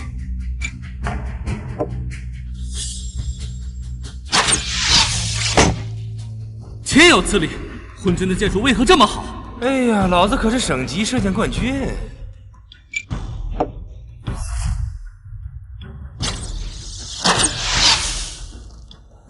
哦，射得真好啊！昏君，你是故意在找茬？那又怎样呢？两位都是剑术高手，这一局我们算平局如何？2局比试，1平1负，第3局绝不能输。今天你的胳膊断定了。那香君姑娘，咱们接下来比什么？下一局，我出题。哎，你既当裁判又当选手，你是怕输不起呀？我还怀疑你们串通一气呢。哼，你！哎，顶顶，没事，就让他出，这样他好输得心服口服。大汉刚解说，京城两家高居不下，名声多奸，天下人尽骂你是昏君。哦，骂呗，反正我也听不到。昏君竟然装耳聋，还真是活久见了。哎呀，这小妞又腹诽我，今晚定让你跪地求饶，叫爸爸。若顶着昏君的名头，你有何脸面去见你的列祖列宗呢？誉满天下者，未必不是奸臣贼子；谤满天下者，未必不是忠君良臣呢。皇帝这是在自夸？我可没自夸。哈哈哈哈哈！这是我听过最好笑的笑话。下一局，我的题目就是解决梁架。区梁架有何难？在我面前敢吹牛皮，你就不怕闪了你的舌头？我爹都没能解决的问题，哼，那是因为你爹笨。好，那我就给你3天时间。若3天之内你解决不了，你就去裸奔。哎，用不了3天，我今天就给你解决。顶顶啊，让你们家旗下所有的粮店涨价10倍。是，义父。是啊，若粮价涨价10倍，百姓岂不是要卖儿育女？我定要找机会除掉这个无道昏君。哎，总有刁民想害朕。哎，都看着干嘛？接着奏乐，接着舞啊！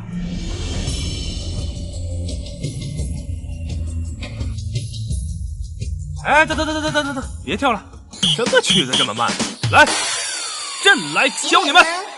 鸡妹们，把你们的右手放在胸前，跟我一起擦玻璃。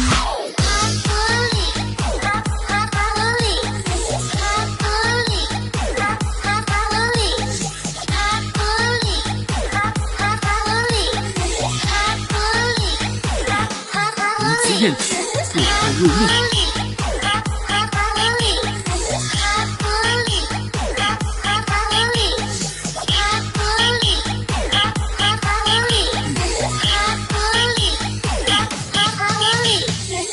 大事不好了！咱家粮食涨价后，外地粮商纷纷涌入京城，以8倍价格出售，咱家粮食卖不出去了。什么？义父，这怎么办啊？接着降价。那别人也降呢？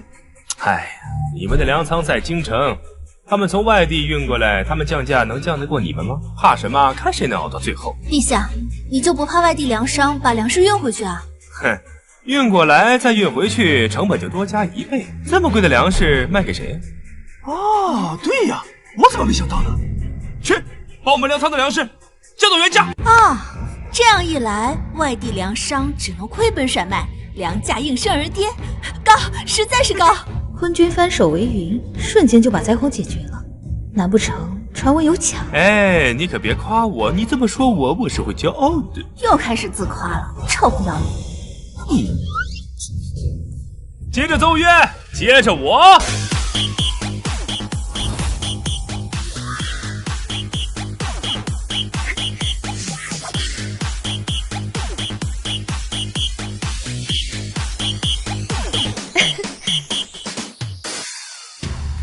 粮价已经降到原来的70%了，咋还降吗？什么？跟我玩价格战？他们不是找死吗？继续降！可再降下去，我们也要亏本了呀！哼，我是在乎这点钱的人吗？啊！不想把他争这口气，给我继续降！好了，都是同行，得饶人处且饶人，没有必要咄咄逼人的。要不是义父劝阻，我非要跟他争个高下。这次先放过他。是。怎么样啊，范老师？这个治国理政我不行，坑蒙拐骗你爹不行。可恶，又被狗皇帝装到了。哼！盛会，白银200万两。哦，走着瞧。慢走不送。哎，各位，今天在场的所有人消费由本人买单。好。今天义父，你今天晚上准备选谁啊？哎，小孩子才做选择，我都要。殿下，不好了，出大事了！又出什么事了呀？西朝内线来报，那个王八蛋皇上跟张尔赫达成了协议，他们俩要共同出资兴建洛阳新都。什么？堂堂天子居然跟一个商贾同流合污，这萧达真是无可救药。谁说不是呢？哎，你知道他们一共出多少钱吗？多少？1亿2000万两。1亿2000万两。看来这萧达真是铁了心要迁都了。谁说不是呢？殿下，千万不能让那个王八蛋皇上得逞呀，否则我们这地位都不保了。尤其是你想做皇上这个春秋大梦，那就梦醒了。那丞相有什么想法？啥？那您觉得应该派谁去做这个事儿？找人假扮倭国人，干他！萧达杀了倭国使者，倭国报复，合情合理。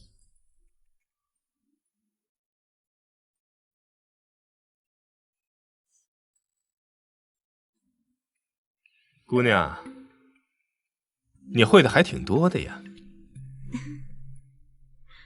谁让你不服输呢？见了女人就拔不动腿，早晚死在女人身上。有想过要赎身吗？不想。今天你对我好，不过是贪图我身子，等哪天你腻了，就会弃如敝履。妹妹说的对，男人都是大猪蹄子，没一个好东西。对，我们女人呀，还是要靠自己。哼，靠自己？你打算以后做什么？我想做生意。做生意？那正好，我那里还缺一个白手套，你就过去帮我打理生意吧。制盐、酿酒、肥皂、香水、玻璃、纺织机，这么多呢？这么多东西，你从哪儿弄的？你猜？装神弄鬼。好好努力，期待你早日成为我大钱的首富，这样就可以养活我了。你就不怕别人说你吃软饭啊？嘿，吃软饭怎么了？我吃软饭我骄傲。难怪别人叫你昏君呢。你呀，是一点下限都没有。哎，只要我没有道德，朝中的大臣就不能道德绑架我。哦，我明白了，一定是你故意装成昏君。不，我是本色出演，我就是昏君。那昏君，你不能厚此薄彼，我也要靠自己。行，那这批军火就由你来帮我做吧。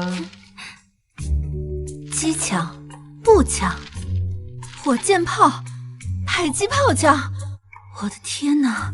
你怎么知道这么多？唉，朕乃天子，生而知之。你真是嘚瑟。义父啊，一起去吃早饭呀！头前带路。来，这个，不要，其他的各来一份。哎，好。三位请慢用。几位大爷行行好吧，我家破人亡。臭乞丐，早不来晚不来，偏偏这个时候来，昏君可千万别发善心呢。这掌柜有问题，难不成饭菜有毒？大爷，臭要饭的，你要饭要到这儿来了啊！我打赏1000两。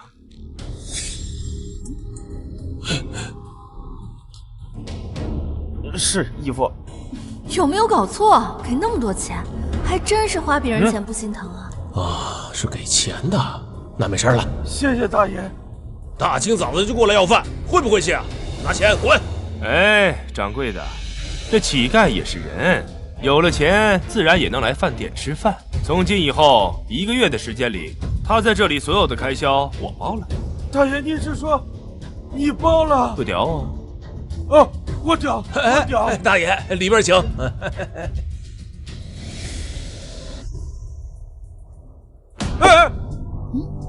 不是这多好的粮食，可不能浪费。糟糕，要是乞丐吃了油条，岂不是露馅了？饭菜果然有毒。大爷呀，这油条脏了，你不吃，能给我吃吗？好啊，拿去吧。油条配豆浆，生活不紧张。谢谢大爷，谢谢大爷。哎，坏了，不行，绝不能让乞丐坏了我的好事儿。臭要饭的，懂不懂规矩啊？敢从客人嘴里抢食，给你脸了！掌柜的，你脑子坏了吧？这豆浆和油条是我姨父给他的，怎么不能吃啊？他不是脑子进水了，他是心里有鬼啊！姨父，这什么意思啊？因为这饭菜里有毒。昏君怎么知道有毒？这事除了我和范丞相，没有第三个人知道啊。原来是范云在背后搞鬼。你怎么凭空污人清白呀？污你清白？那你敢不敢把油条吃了自证清白呀？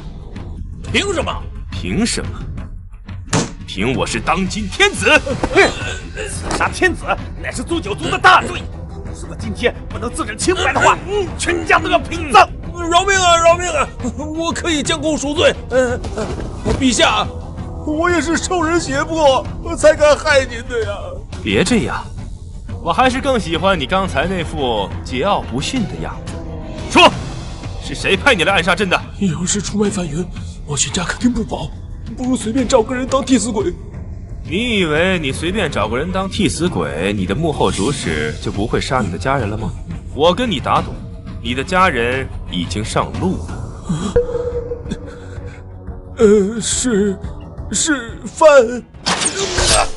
陛下小心！不好，这剑上有毒。点点，传消息出去，就说我被刺客所伤，毒箭已深入骨髓。姐夫，姐夫，姐夫，大喜！皇帝手臂上中了箭，至今仍昏迷不醒。真的？我亲手射的，还能有假？那箭上我抹了剧毒，中者必死。昏君时日无多了。这还真是大快人心呢。哎，宫里有什么消息？太医都被宣进了宫，柳青便让禁军把皇城围得严严实实的。现在消息已经无法传出。柳青这是想干什么？他想造反吗？他长那猥琐样，他哪有这个胆？这些啊，都是禁军的常规操作而已。皇帝驾崩，皇位更迭，禁军要确保皇宫的安全。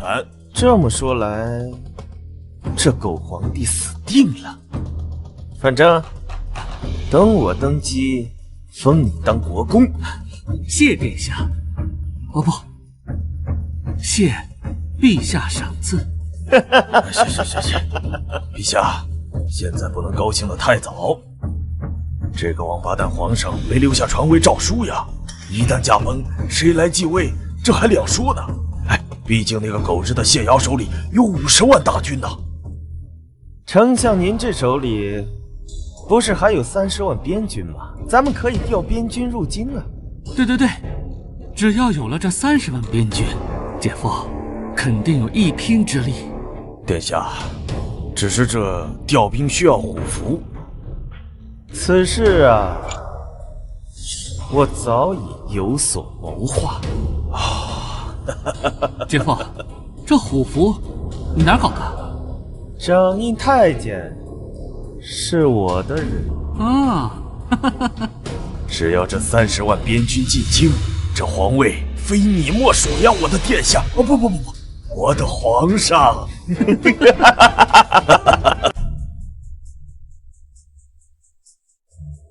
参见皇后娘娘。平身吧。谢娘娘。放肆！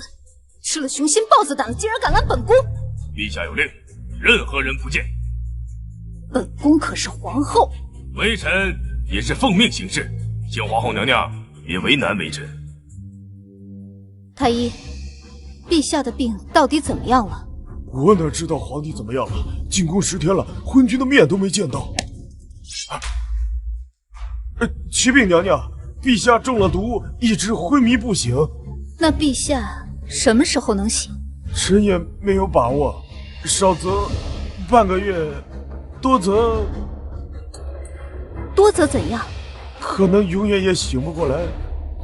看来这次皇帝凶多吉少了。哼，要早做准备了。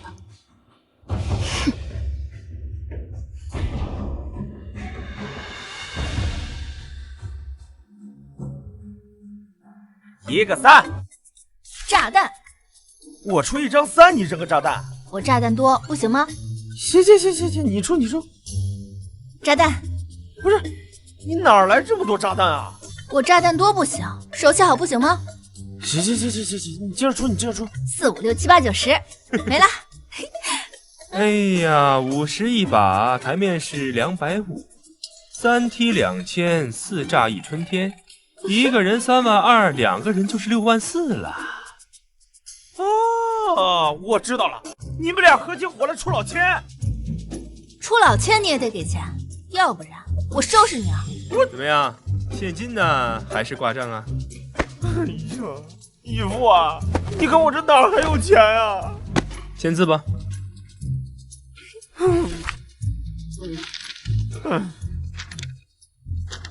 哎呀，义父啊，说好的3天，这3天之后又3天，3天之后又3天，这都是过了10天了。你再把我留在这儿，不让我走，那我家产都得输给你了。你跟我说话注意态度，我是在保护你，你知道吗？为什么？整个大钱只有你一个人知道我的身体状况，这大门你一旦迈出去，范云跟谢瑶的人就会抓你回去严刑拷问。哎呀，我告诉他们不就完了吗？然后呢？然后，难不成他们还会把我杀了灭口吗？你以为呢？所以现在你还想出去吗？这娃真实诚，就不怕皇帝记小本本？爱妃呀，在小黑本里记上，张鼎鼎要出卖寡人。好。哎，不，别，我没有这么说，咱们今儿打牌。这钱没了可以再挣，人没了就什么都没了啊！陛下，这已经10天了，你为什么还不出去啊？你到底想要做什么？西厂查到掌印太监把虎符交给了襄王，莫不是襄王想要造反？没错，所以我假装受伤，就要给他制造一个机会。那义父啊，襄王他会上当吗？他肯定会上当。襄王这辈子最大的梦想就是当皇帝，有这么好的机会，他肯定会珍惜。只不过他被人利用而不自知啊。陛下，这话是什么意思啊？螳螂捕蝉，黄雀在后。你当真以为范云会扶持襄王当皇帝？难道范云自己也想当皇帝？没错。这么说来，这襄王是又菜又爱玩，被人利用了还不自知啊！爱妃，这让你造的一批武器造的怎么样了？已经制造好了。好，赶紧运进宫来。好。陛下，边军入京了。好戏要开场了。诸位臣工，陛下遇刺后一直昏迷不醒，政事无法处理，该如何是好啊？国不可一日无君，臣请太子监国，皇后可垂帘听政。臣等附议。丞相不发话是什么意思？这不妥妥的明摆着事儿吗？臣自然反对。还有谁反对的吗？臣弟反对。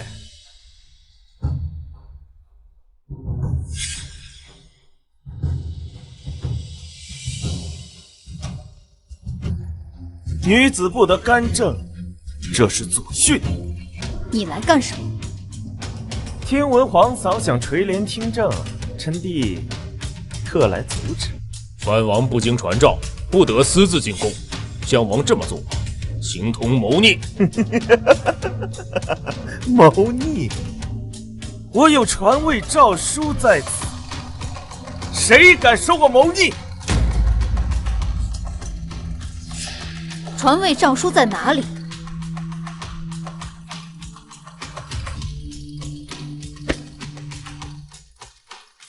奉天承运，皇帝诏曰：皇帝萧波人品贵重，身效朕功，必能克继大统，着即皇帝位。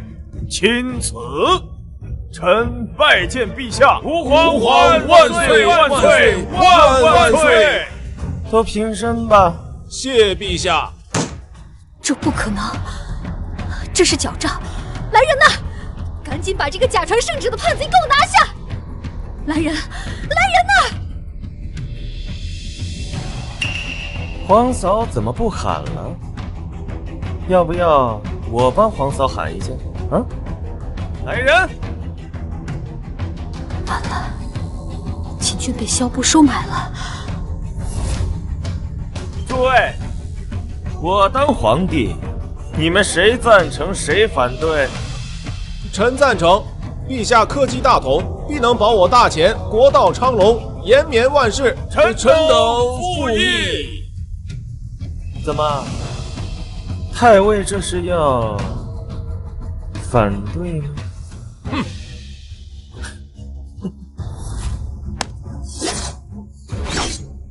赞成还是反对？见过陛下。起来吧。皇嫂，这是要自己下来，还是我请你下来呀？萧部，你不得好死！我死不死，就不劳皇嫂挂念了。反正今日你必死。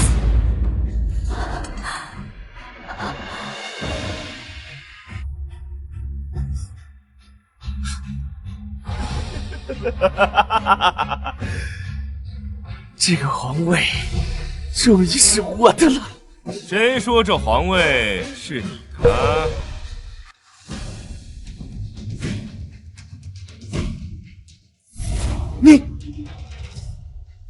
你不是昏迷不醒吗？我这不是刚醒，听到有人要谋朝篡位，就过来看看。赶过来送人头吗？如今皇宫已经被萧部包围，你就不知道先跑路以图后继？这皇后还有点脑子呀！你赶过来有什么用？难不成你还能逆转乾坤不成？我能逆转什么乾坤？我巴不得有人坐这个位置。都这个时候了，皇帝还立牌坊，不要理。皇帝就这么放弃挣扎，他人接受了？只不过，只是什么？这个位置你不能坐。为什么？因为你脑残。皇帝这是疯了吗？难道还看不出来？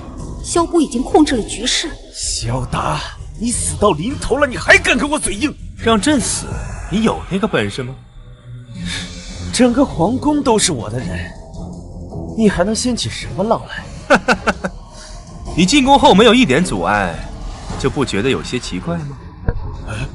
昏君这话什么意思？难不成他有阴谋？肯定是阴谋啊！这有什么好奇怪的？禁军的人早就被我收买了。要不说你是脑残，你觉得有钱就可以收买禁军是吗？那个是当然，男人无所谓忠诚，忠诚只是因为背叛的筹码太低。只要我给的钱够多，他们自然就跟着我了。那要按你这么说，当皇帝的应该是张尔赫，因为他比你有钱的多了。就算是我没有禁军，我手底下还有30万边军在手，你能奈我何呀？你这是打算一条道走到黑是吧？觉得我还有退路吗？都这时候了，皇帝还跟萧部这么多废话，脑袋有包吧？丞相，襄王当皇帝，你意下如何呀？莫非他还有底牌？放心吧，朕不一定有底牌。不对呀，他肯定有阴谋，昏君肯定有底牌，小王不能保，全凭陛下做主。老狐狸果然是老狐狸啊，最擅长见风使舵了。如果朕说襄王是反贼呢？他就是反贼！你这个大胆的逆臣贼子，竟敢谋权篡位，还不跪下来受死！范云，你他妈敢背叛我！哎呀，老弟，你的岳父大人都不支持你，你还要继续挣扎吗？若你现在收手，朕可以既往不咎。想让我收手？做梦！我如今优势在手，你觉得我还需要收手吗？这可是你逼朕的。难不成皇帝还真有后手？不是你摆个手势吓唬谁呢你？来人，杀了他！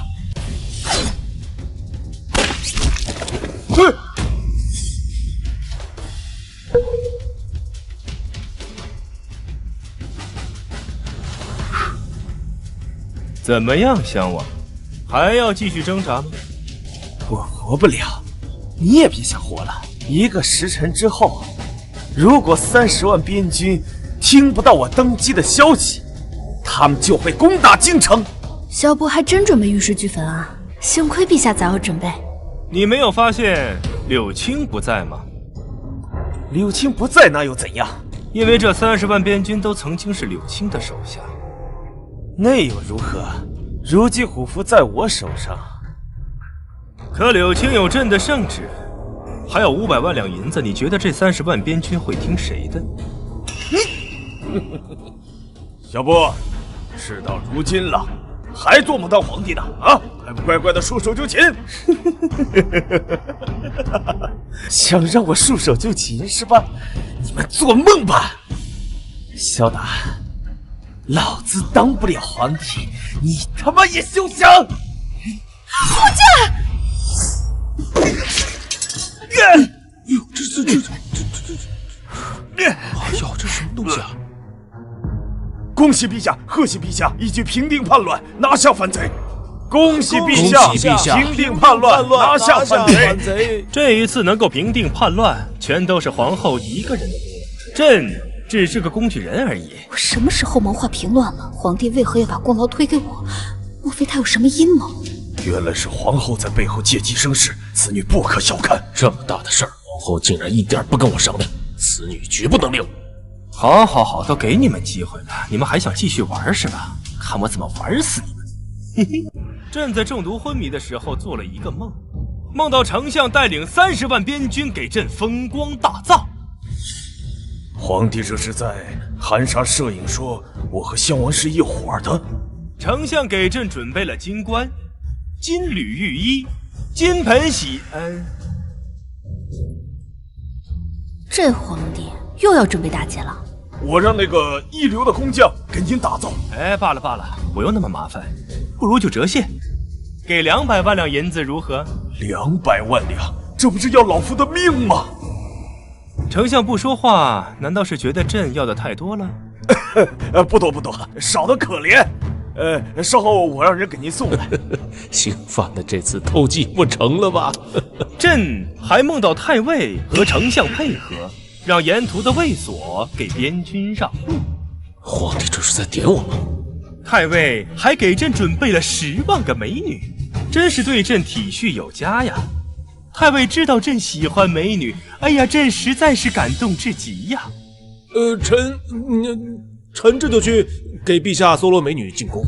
哎呀，不必了，朕的毒还没解，需要静养。要让这10万美女跟朕睡觉，朕怕自己吃不消啊。不如也折现200万两银子如何？哎，你们这什么意思啊？没事。太尉该不会是舍不得吧？区200万两银子，臣怎么会舍不得？臣这就去筹钱。皇帝捞钱真是越来越不择手段了。谁说不是呢？简直是毫无底线。2位爱卿，实乃中军体国百官之楷模，国之栋梁啊！哎呀，多谢陛下夸奖。这样不行，这200万两绝不能自己出，得想办法赚回来。想捞钱，门儿都没有。陛下，襄王谋逆，当查抄满门，臣自请去查抄襄王府。查抄？朕还从来没有经历过查抄，朕要亲自去。你亲自去，我还怎么捞钱呢？陛下亲自查抄，这不合规矩。朕的规矩就是规矩。皇帝什么时候变得这么强势了？以后我会越来越强势。陛下，那个王八蛋萧波该如何处置啊？先将其关入天牢，查抄完毕再定其罪。那参与谋反的30万边军发往新都劳动改造。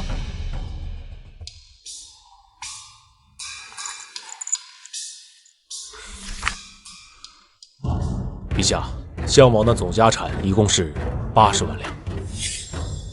岂有此理！朕这辈子最恨贪赃枉法之人。这要把襄王五马分尸。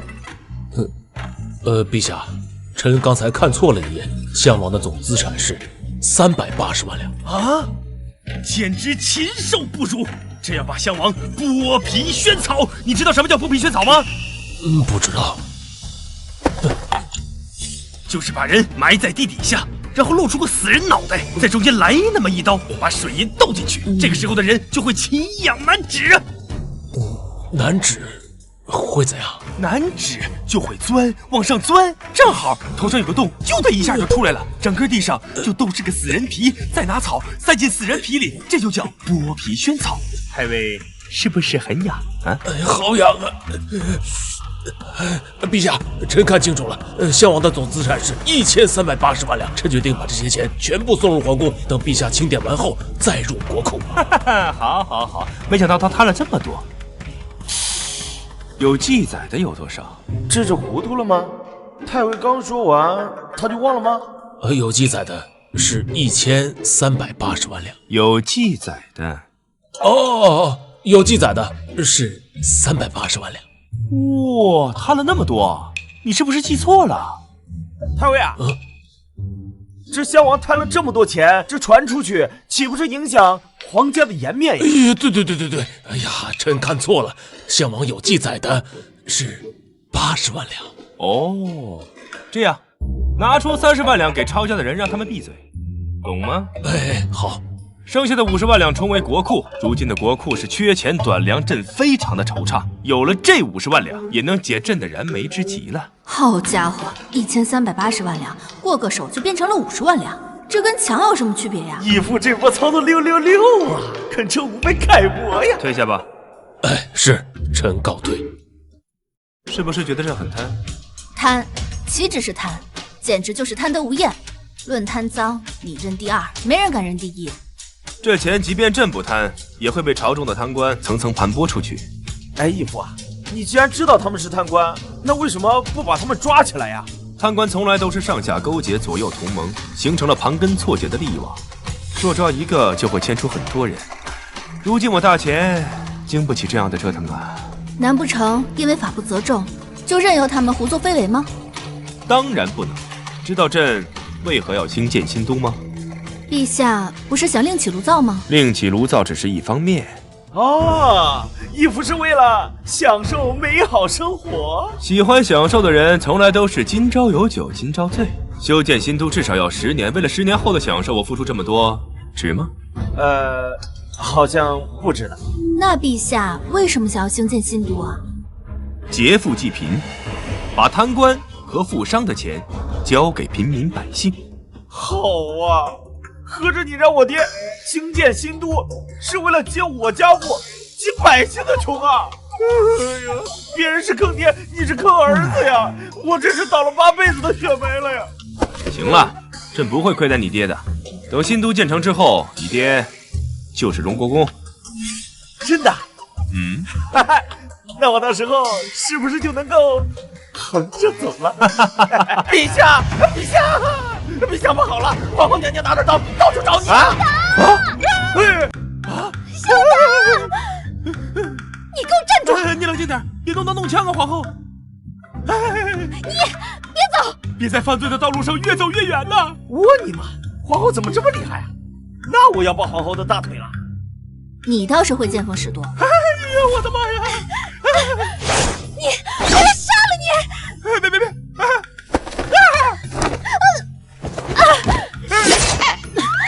我你妈，差一点，我的幸福就没了！皇后，你这又是何必何苦呢？你说，为什么要把抓襄王的功劳推在我身上？我这是在帮你立威啊！等你的威望力压群臣的时候，朕就打算禅位给太子。你撒谎！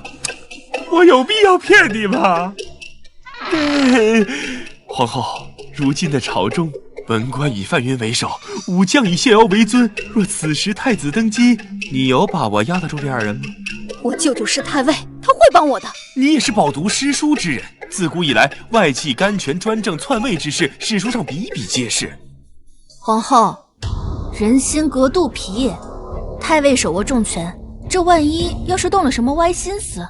而且皇后轻易的就平定了襄王的谋反，若太尉再想动歪心思，就会投鼠忌器啦。那这么说来，你真的是为了我好？我发誓我是为了你好。那要真的为了我好，就让太子登基。好，登基。太子萧宇人品贵重，身效正宫，定能克成大统，着太子继皇帝位。昏君怎么突然传位了？事先一点消息都没有。狗皇帝这是搞什么幺蛾子？这么草率就传位，就不怕朝野震动吗？不出乱拳，怎么打死老师傅呢？吾皇万岁万岁万万岁！众卿平身。谢陛下。众位爱卿，朕成了太上皇，你们不祝贺祝贺？臣等恭贺太上皇。好了，朕有3件事要宣布。第一，丞相范云协助襄王调兵，罢黜其抚远大将军一职。陛下，臣冤枉呀！那个王八蛋襄王，他给的兵符我才调的兵。你应该庆幸他只给了你虎符，不然你可就是参与谋反要诛九族的。啊，对，臣谢太上皇恩典。范云这是鸡飞蛋打呀！第二件事，太尉掌管天下兵马，而30万大军的调动他却不闻不问，严重的失职，暂停其次相一职，以观后效。这应该是皇太后的主意吧？借昏君的嘴说出来而已。削了我的军权，去了谢尧的相权，昏君的平衡之术玩得倒挺溜的呀。怎么，太尉对朕的处罚有意见？不，谢太上皇恩典。第三，朕要兴建新都，你们每个人给朕找500个能工巧匠来，要最顶级的。谁要是敢糊弄朕，杀无赦。臣等遵旨。皇后啊，皇太后，以后这里就交给你了。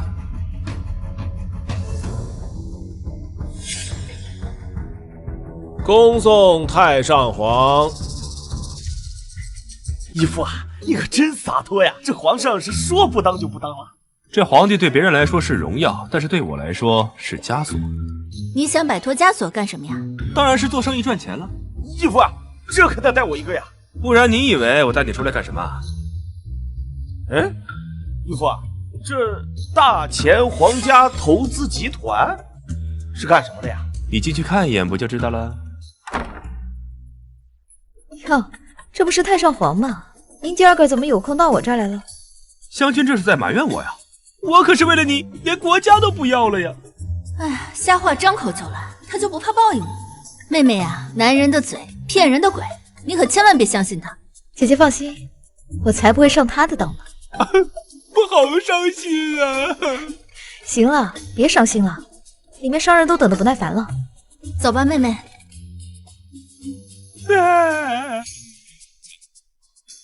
哎呀，各位久等了，久等了！欢迎各位莅临我们皇家大钱投资集团的投资商会。好。哎，你说这招商会是干嘛的呀？还能干什么？找个由头敲诈咱们钱呗。啊？不会吧？怎么不会？太上皇刚刚敲诈张尔赫1亿两白银。是福不是祸，是祸躲不过呀。就当破财免灾吧。看来大伙儿今天的热情不是很高涨啊。别急，我们先开一场秀，再做决定，不迟。Show time！ 哇，哎呦，哇，这都是什么呀？啊！啤酒、饮料、矿泉水、香烟、饮料、茶叶蛋、瓜子、花生、八宝粥、烧鸡、猪蹄儿、烤鱼片。各位老板，你听我说呀，投资集团吃得多。走过路过你别错过，赚钱的机会你要把握，要把握。哎，这，哎，给我来一个，给我。各位老板，各位老板，别着急，别着急，我们还有秀要继续，别着急啊。他来了，他来了。他穿着黑丝制服走来了，他来了，他来了，他挎着包包带着腕表走来了。美女亮，美女猛，美女引领时尚的咔咔整，美女天，美女地，美女喝着白兰地，跟着美女是多洋气，多洋气。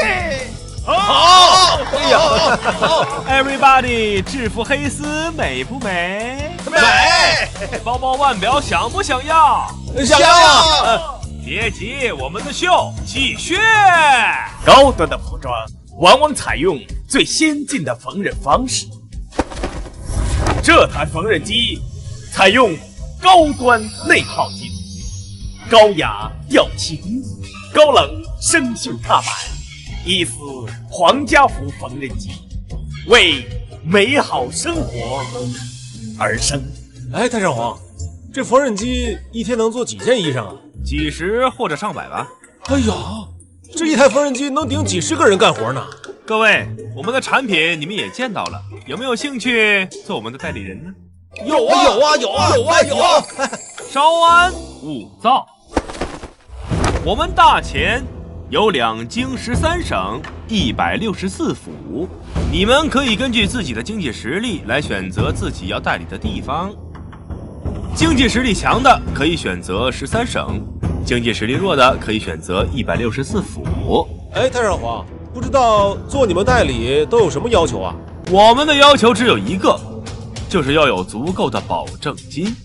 2京的保证金是1000万两，13省的保证金是600万两，140府的保证金是80万两。这哪是在招商啊，这分明是在抢劫啊！这比抢劫还赚钱。哎，太上皇，这让我们交保证金是干什么的呀？保证金是防止你们串货的。哎，何谓串货呀？打个比方，你在京城卖货卖得很好，而他眼红你，便在京城卖他的货，这就叫串货。哦，原来是这样的。一旦发现谁串货，就扣除你们的保证金，取消你们卖我们产品的资格。哎，这也太不合理了吧！这其实是对你们的保障。你们试想一下，你们也不希望其他人来抢你们生意吧？不愿意呀。规矩就是这么个规矩，如果想跟我们做生意的话，就到湘军那里交保证金吧。哎，我交，我来，哎，排队，别挤呀！哎，好，我要川渝省啊！哎呀，义父啊，一件东西没卖就赚了1亿两啊！啊，你要是做生意，那大钱首富哪有我爹的份啊？哎，岂止是大钱首富，就连世界首富也不在话下。哎呀，义父啊，怪不得你不当皇帝啊！你当皇帝真是兴来了呀！1亿9900万，2亿，2亿0 100万。哎，别动，都是我的。哎呀，以前视金钱如粪土，小强香，现在也变成财迷了。以前那是我傻，你不是傻，你只是没见过这么多钱。2亿多两。你就不怕我卷款跑路啊？那有什么好怕？只要我还活着，我还能赚100个2亿，1000个2亿。吹，你就继续吹吧。我们大钱哪有那么多钱啊？大钱没有，海外有啊。对呀，我怎么没想到这个呀？海外的先不着急，我们一步一步来。太上皇，这么多钱，我们该怎么花呀？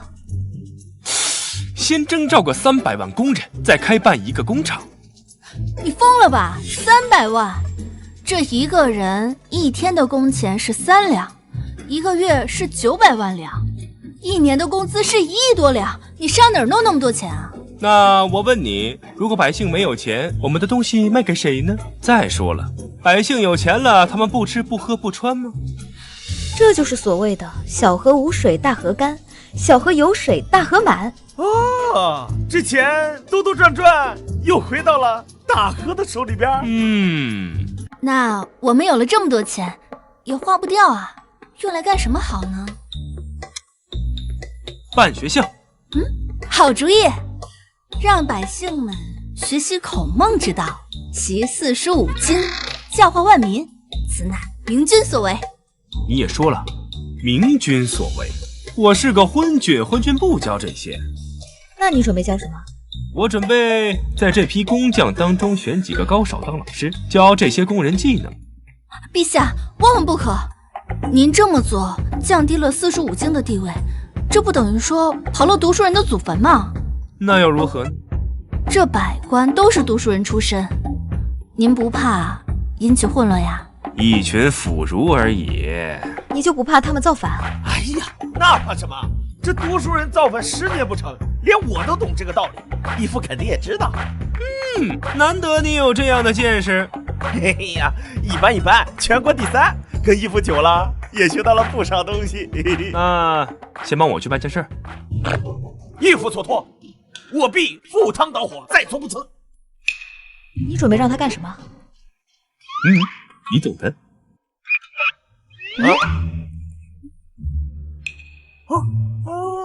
明白。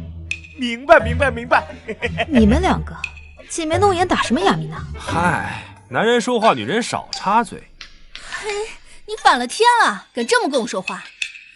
丁丁，说他到底让你干什么去了？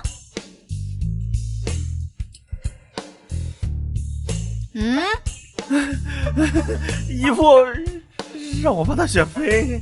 哦，果然还是男人懂男人呀。又选妃？义父，你想有多少个妃子啊？多多益善。难不成你想要3宫6院72妃啊？不够。难不成你还想后宫佳丽3千？也不够。说，你想要多少妃子？3万！义父啊，人生100年，不过3万6000天，你这天天做新郎，你这腰子受得了吗？你瞧不起谁呢？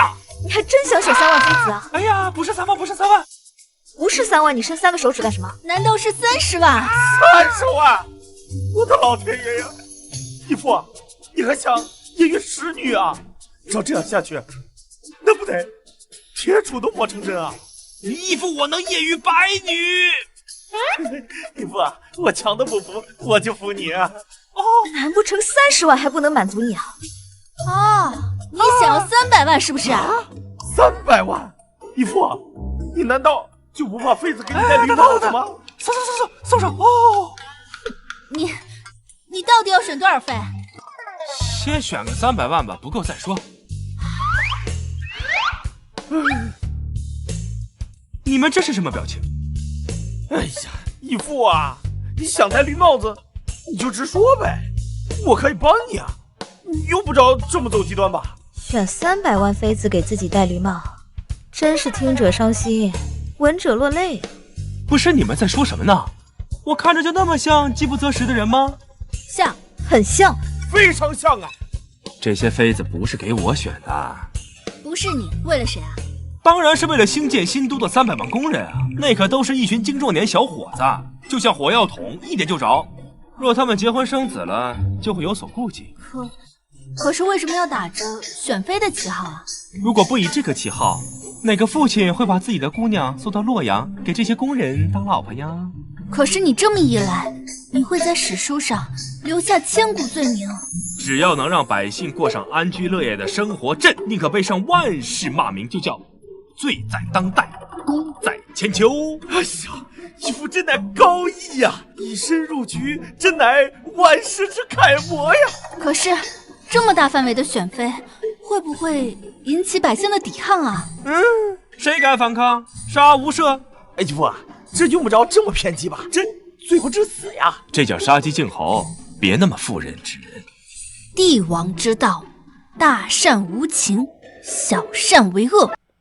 闪开，闪开，滚开，滚开啊！你看，真是300万妃子，那狗皇帝睡得过来吗？谁说不是呢？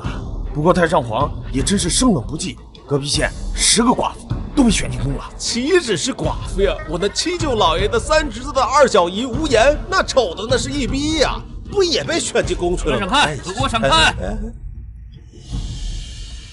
干嘛？你还想暴力抗法不成啊？啊！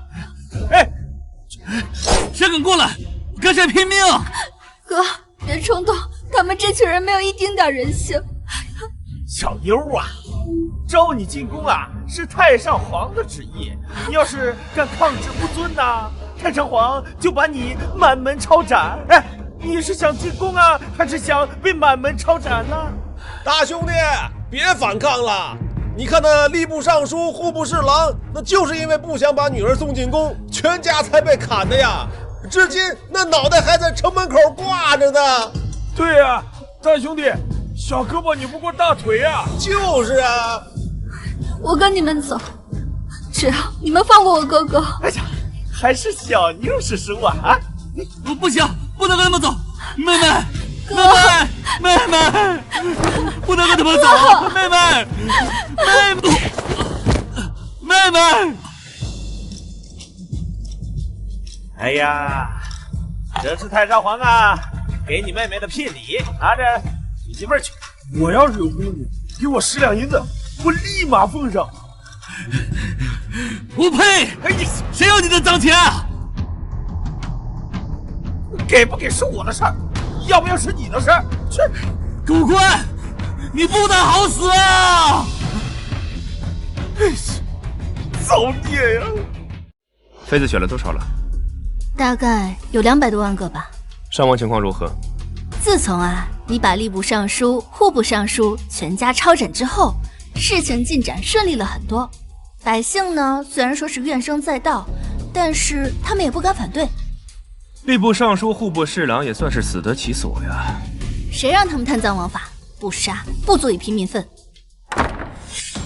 萧达，你是不是想把大钱给害没了，你才甘心？你这话什么意思？看看你干的好事儿，选个妃弄得民生哀怨，百姓怨声载道。我给他们钱，他们怨什么声载什么道啊？有钱就可以为所欲为？对，给钱就能为所欲为。普通农户嫁闺女，彩礼也就3、5两，我给他们每人10两，那些农户还不得开心死啊？那百姓为什么骂你？骂我的不是百姓，而是读书人。他们整天怨鬼怨神怨苍生，怼天怼地怼空气，骂我无非是得一个好名声罢了。以后不许你再胡闹了。放心吧，我马上就要去洛阳了，但是走之前我得提醒你一件事情。什么事儿？要小心范云和谢瑶，他们可都是想当皇帝。我舅舅是不可能造反的，他对我忠心耿耿，你少在这里挑拨离间。你要是不信的话，试一试免除谢瑶的职位，你看他会不会造反？襄王造反之时，皇帝把功劳推给我，舅舅对我多有抱怨，或许可以趁此机会看看舅舅是不是有二心。还对谢瑶抱有幻想？好，我这就下旨。先别着急，等我们离开京城再下旨不迟。义父，这些就是我从工匠中选出来的高手，干得不错。从今以后，这些人归你管。这不合适吧？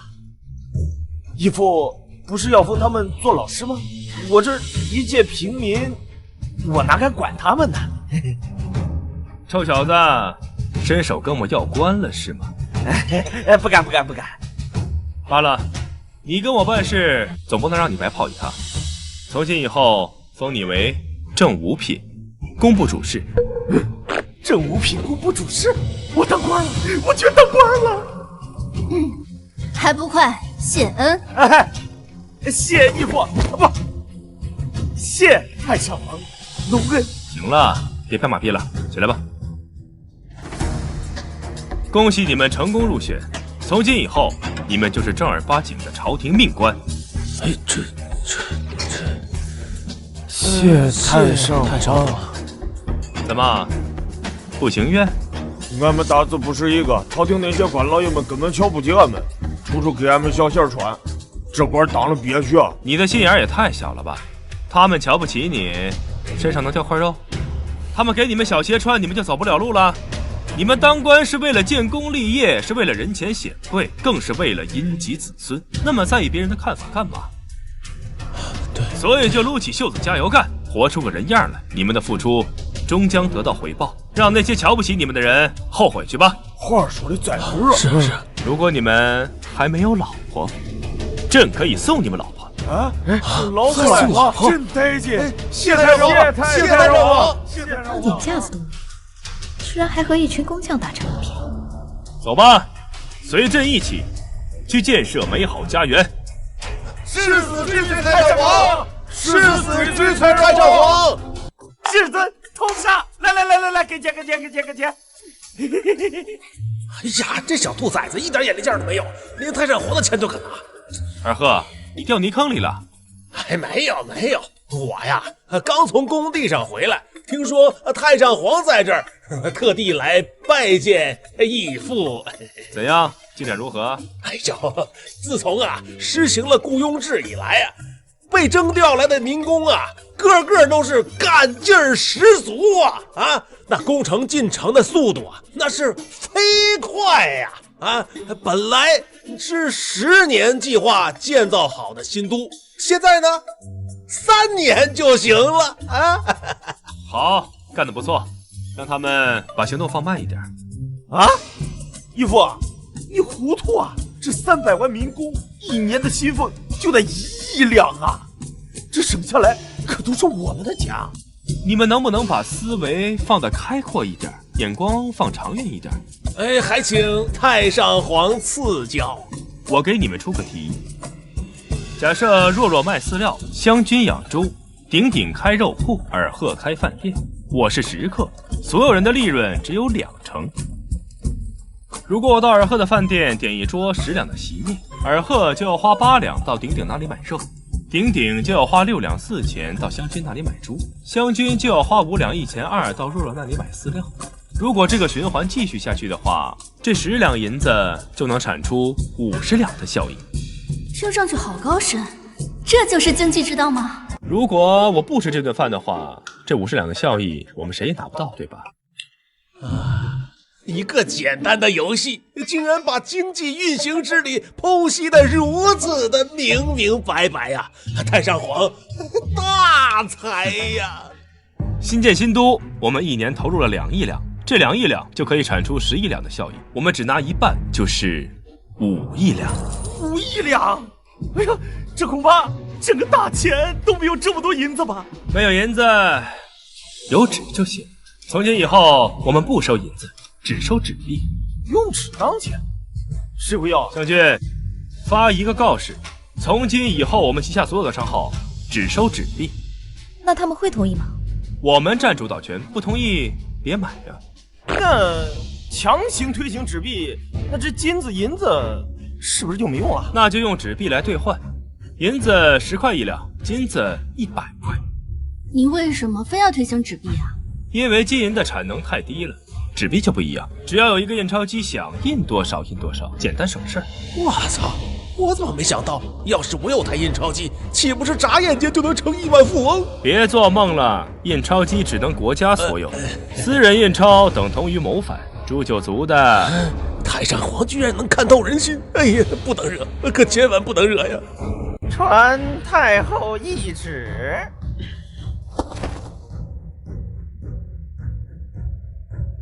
太尉年事已高，当颐养天年。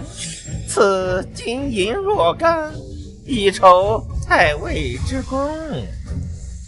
太尉愣着干嘛？接旨啊！朕谢太后懿旨。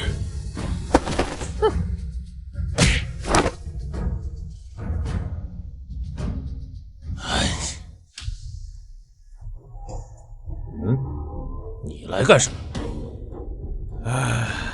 听闻你之事作为同僚，特来恭喜你你不用在这儿说风凉话，今天是我，明天就轮到你了。千年的狐狸，别在这儿藏着掖着了，说吧，你是来干什么的？我来是想跟你聊聊咱们的太上皇。只是一个过了气的昏君，有什么好聊？哼，那你可太小看他了，他真的没有你想的那么简单。什么意思？你想想自从他被雷劈了之后，他做的每一件事看似荒唐，实则处处高明。有吗？还有吗？你再想想咱俩买官花的那些钱，是不是都打水漂了？你再想想，那襄王造反真的是皇太后拨乱反正的吗？就算是昏君算计了咱们，那他为什么禅位这你都看不出来你没瞎呀？告诉你吧，他想另起炉灶。不可能，绝对不可能，这是他萧家的天下，另起炉灶，那不就是在造自己的反吗？你看，咱俩都是聪明人，对吧？目前的朝局如何，你应该很清楚啊。文武百官贪污受贿、结党营私，已经到了无法挽回的地步了。咱们大前朝啊，只有一口气吊着，随时都有可能改朝换代。就算如此，那昏君也没有造自己反的道理啊。造反呀，有很多种方式啊，他选择的只不过是一种比较隐晦的方式而已。怎么说？他借着新建新都的名义，从工匠中挑选了很多能手，然后组建了属于自己的一个全新的团队。我不是跟你吹牛，等这些人成长起来，他会立刻带他们杀回来，然后把我们全都……哎，就算是如此，这些都是你的猜测吧？我有真凭实据呀。你看，哎呀，这不就是那昏君搞的那个什么代金券吗？这算什么证据？每当改朝换代，车同轨，书同文，量同衡，弊同行，这个就叫弊同行。你再看看上面的文字，这也是他发明创造的，这就叫书同文。照你这么说，怎么样？是不是没想到呀？昏君一直在算计咱们。他呀，是一个好戏子，一直在给我们演戏呢，把我们这些傻观众全都给骗了。这事儿皇后知道吗？咱俩都是老狐狸了，还能被他给骗了？你说皇后能知道吗？她肯定不知道呀。我告诉你啊，就你治世这事儿，肯定也是他安排的。岂有此理！昏君，我和你势不两立。总算是明白了。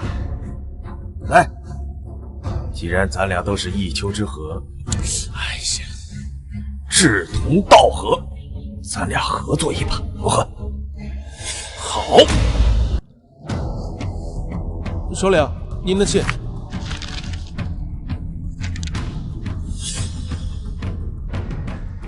奉命令，召集诸将议事。将军，大秦送来的信。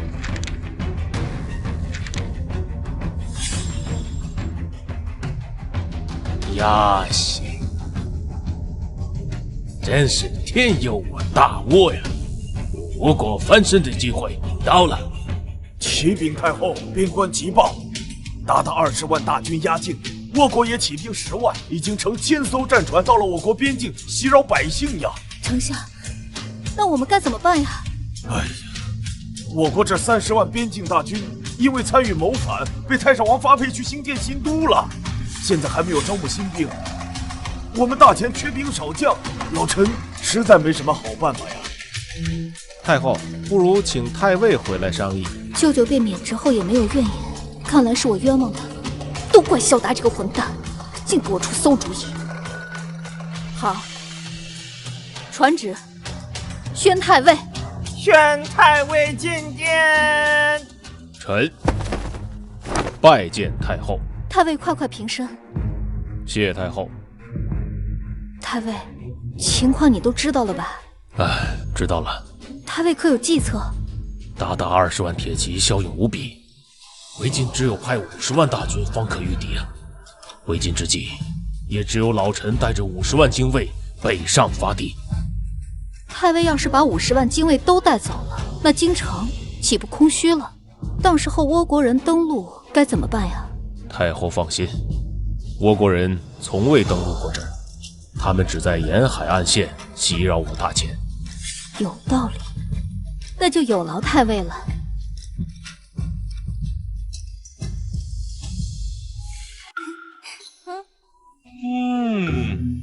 义父，西厂800里加急啊！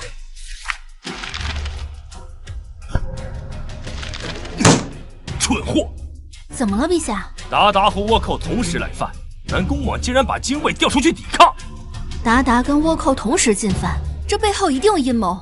原本以为南宫魍够精明，能够支撑起整个金陵，现在看来不堪大任，遇到大事就慌了。多说无益，现在该讨论如何接招。他们明显是冲朕来的，看来谢瑶跟鞑靼已经沆瀣一气。打算南北夹击洛阳。谢瑶为什么要这么做？因为他已经穷途末路，打算殊死一搏。达20万铁骑，加谢瑶50万精卫，我们根本打不过。义父，你抓紧逃吧。对，赶紧收拾行李，走。这就是传说中的夫妻本是同林鸟，大难临头各自飞啊！爱妃呀，他们这一次是冲朕而来，如果朕带着你们走，你们也会有危险。那你要小心点啊！这傻妞被人卖了还帮人数钱。你放心，宝贝儿，朕不会把你卖了。在洛阳好好待着，别乱跑哦。义父，我们到底往哪儿逃啊？金陵，那不是自投罗网吗？越危险的地方就越安全。赵震，你说右眼跳什么来着？启禀太后，右眼跳灾。我这右眼啊，跳了2天了，会不会有什么事儿啊？太后，不应该吧？您贵为一国之母，她很快就不是一国之母了。范云，你怎么在这儿？谁把你放进来了？太后，是咱家放丞相进来的。你好大的胆子，居然敢背叛我！咱家也不想背叛你，只不过丞相给的实在是太多了。你贵为西厂厂公，已经是1人之下万人之上，他范云还能给你什么？丞相说了，等事成之后，封咱家为异姓王，可世袭罔替。你一个阉人，又没有子嗣，世袭罔替有什么用？这个就不用你咸吃萝卜淡操心了。范云，你撺掇襄王谋反，我已经饶过你一次，你一而再再而三地挑战我的底线，竟然还勾到倭寇进宫来谋杀我！别自欺欺人了，以前如果没有萧达的力挽狂澜，你早就在臭狱里了。是吗？那你就不怕萧达再度力挽狂澜？他现在已经成了丧家之犬，早就卷着铺盖去逃难了。谁说我去逃难了？这你不是去避难了吗？怎么突然回来了？那你要问赵震了。什么？你他妈的敢出卖我！不是，我没有背叛你啊！不要听他胡说啊！赵震，我都来了，你怕什么？放心，答应你的事情我一定会兑现。等评完这次判，我就把范云的闺女许配给你。狗皇帝，你挑拨离间不是这样的。赵震，别演了，朕在此，丞相还能杀了你不成？你这个阉人，你都没有那个东西，你还想娶我女儿？去死吧！你好狠的心呐！你猜的没错，朕就是要借刀杀人，杀了你。哎呀，丞相，你一个文人杀起人来连眼睛都不眨一下，佩服啊，佩服啊！现在轮到你了。昏君有危险。丞相，别着急呀，有一个人想请您见一下。周儿，爹，你救我！你要是敢动他一根汗毛，我跟你不死不休。求人就要拿出求人的态度，你这么跟我说话，我觉得你是在威胁我，我很不爽。你找死！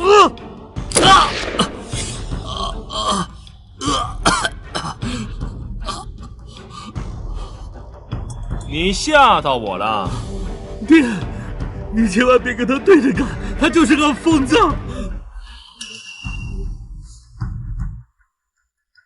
算你狠，那你说，怎么样才能放了我儿子？巴铁勒，居然忽视我的存在，不要杀我！儿子！哎呀，贺丞相，是他把你儿子杀了，不是我。你要报仇，找他去。是的，小窝子，你可杀我儿子！成大事者不拘小节，等你以后做了皇帝，要多少女人都有，生一个儿子还不简单？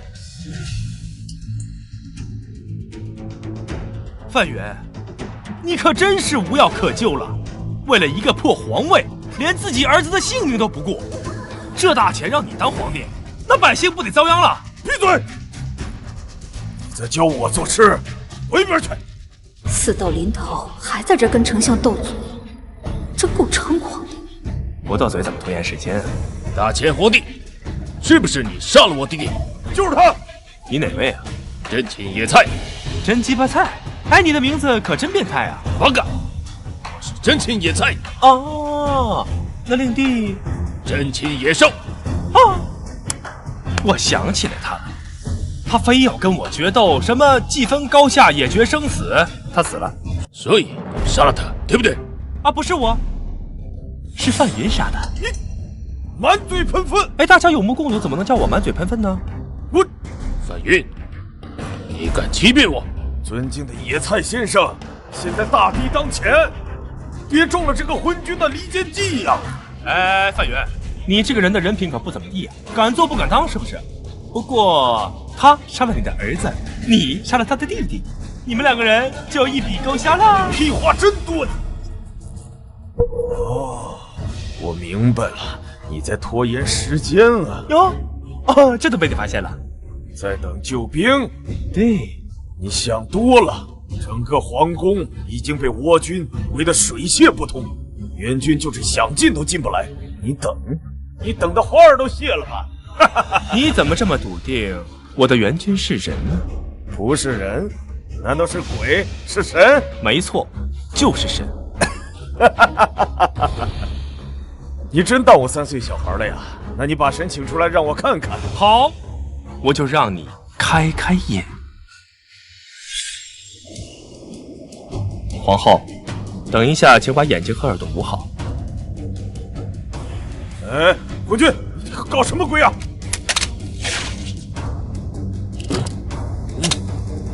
天灵灵，地灵灵，太上老君，急急如律令。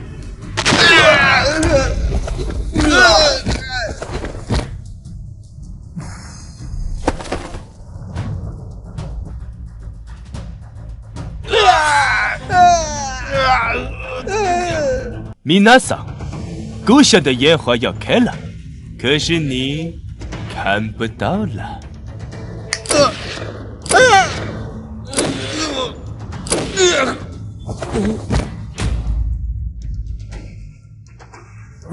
你不能杀我！给我一个不杀你的理由。你杀了我，你也活不了。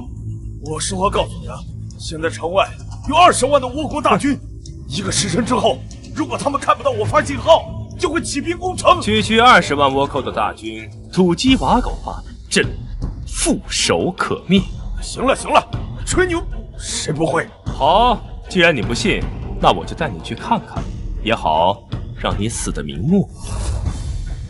大前皇帝，你把花姑娘给我，我得饶你一命。哎，那边的倭寇给我听着，你们国家的樱花开了，小爷我今天要带你们回去赏樱花玩街乐。你们中原有句古话叫做“以休者为俊杰”。我操！太后，接下来的场景非常血腥，希望你别怕。这个啊，放开我！我差评是你。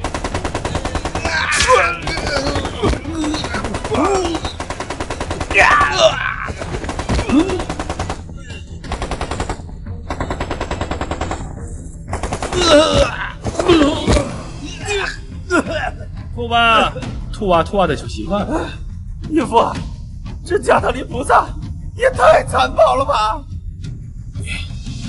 我这么聪明的人我都搞不明白，你有这么厉害的武器，为什么不早点用呢？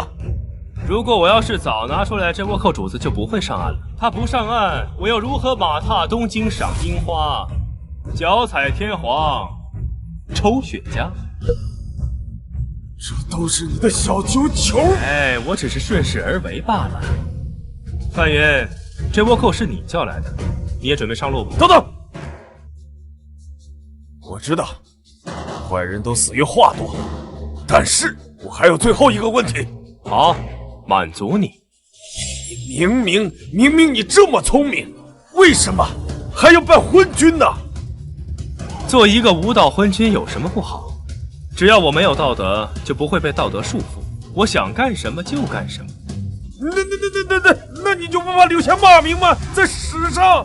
哎呀，名利于我如浮云，我开心最重要。牛！鼎鼎，安排人手驻京观，勒使已尽，犯我大前者，虽远必诛。是，义父。举手之间就把他们全灭了，萧达到底隐藏了多少实力？他会不会把我儿子赶下台，重新当皇帝？那个破皇上，我才不想当呢！起得比鸡早，睡得比狗晚，吃得比猪差，干得比牛多，脑子有病才想当皇帝。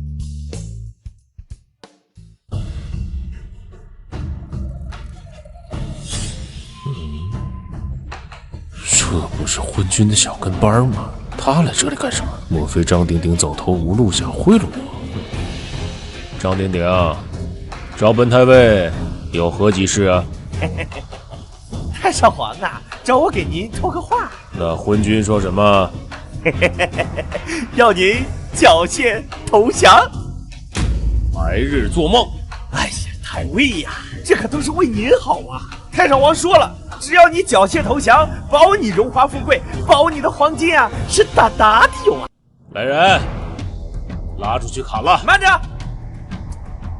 太上皇给太尉准备了一份大礼，太尉看了之后，如果还想砍我，那就任凭宠朕。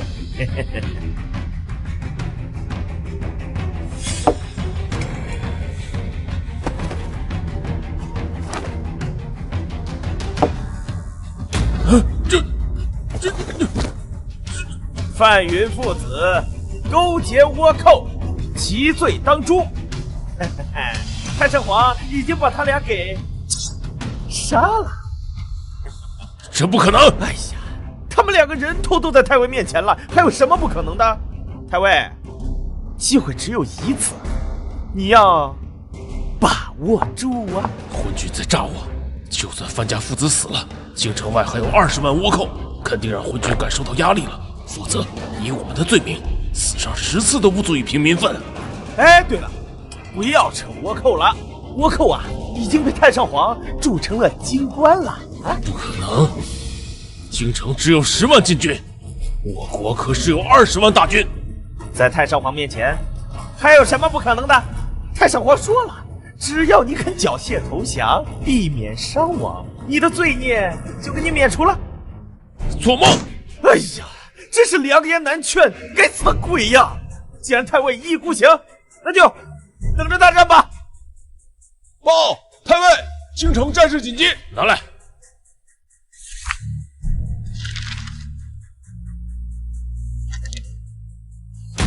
完了，张鼎鼎没骗我，昏君果然留了后手，而且手中有大杀器，否则不可能以一敌百啊！鼎鼎啊，哎呀，鼎鼎啊，哎呀，听说太上皇收你为义子了，还辈分说我还是你的舅爷呢，咱们还算是亲戚啊！有事说事，别套近乎。我要是投降了，太上皇真能放过我吗？当然。啊，免死金牌啊！那好，我投降。那恭喜太尉，你选择了一条活路啊！我现在能去见太上皇吗？跟我来吧。好。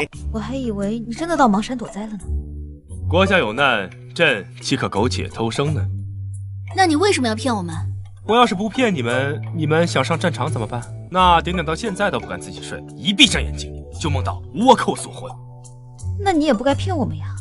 义父，人来了，带上来。罪臣拜见太上皇。你先上一边去。哦。听说你达达想要南下木马，与我大前划江而治啊！花花世界，喂，有德者居之。朕也正有此意呀，不如就给你们达达展示下我大前的武德，如何？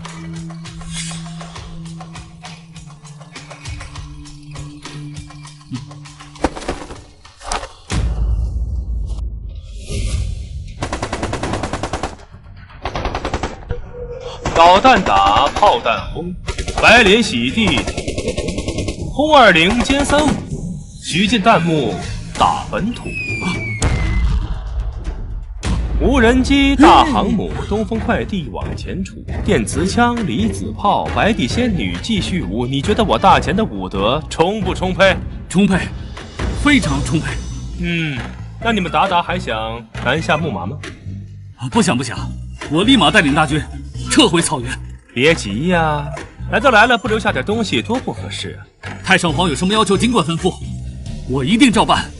朕要你带领所有兵马荡平倭岛。好，太尉，朕给你一个将功赎过的机会，你随达达一起到倭国，朕要倭国寸草不生，人畜不留。臣遵旨。义父，咱们接下来干啥？做一条有梦想的咸鱼。那咸鱼的梦想是什么？当然是富国强民强。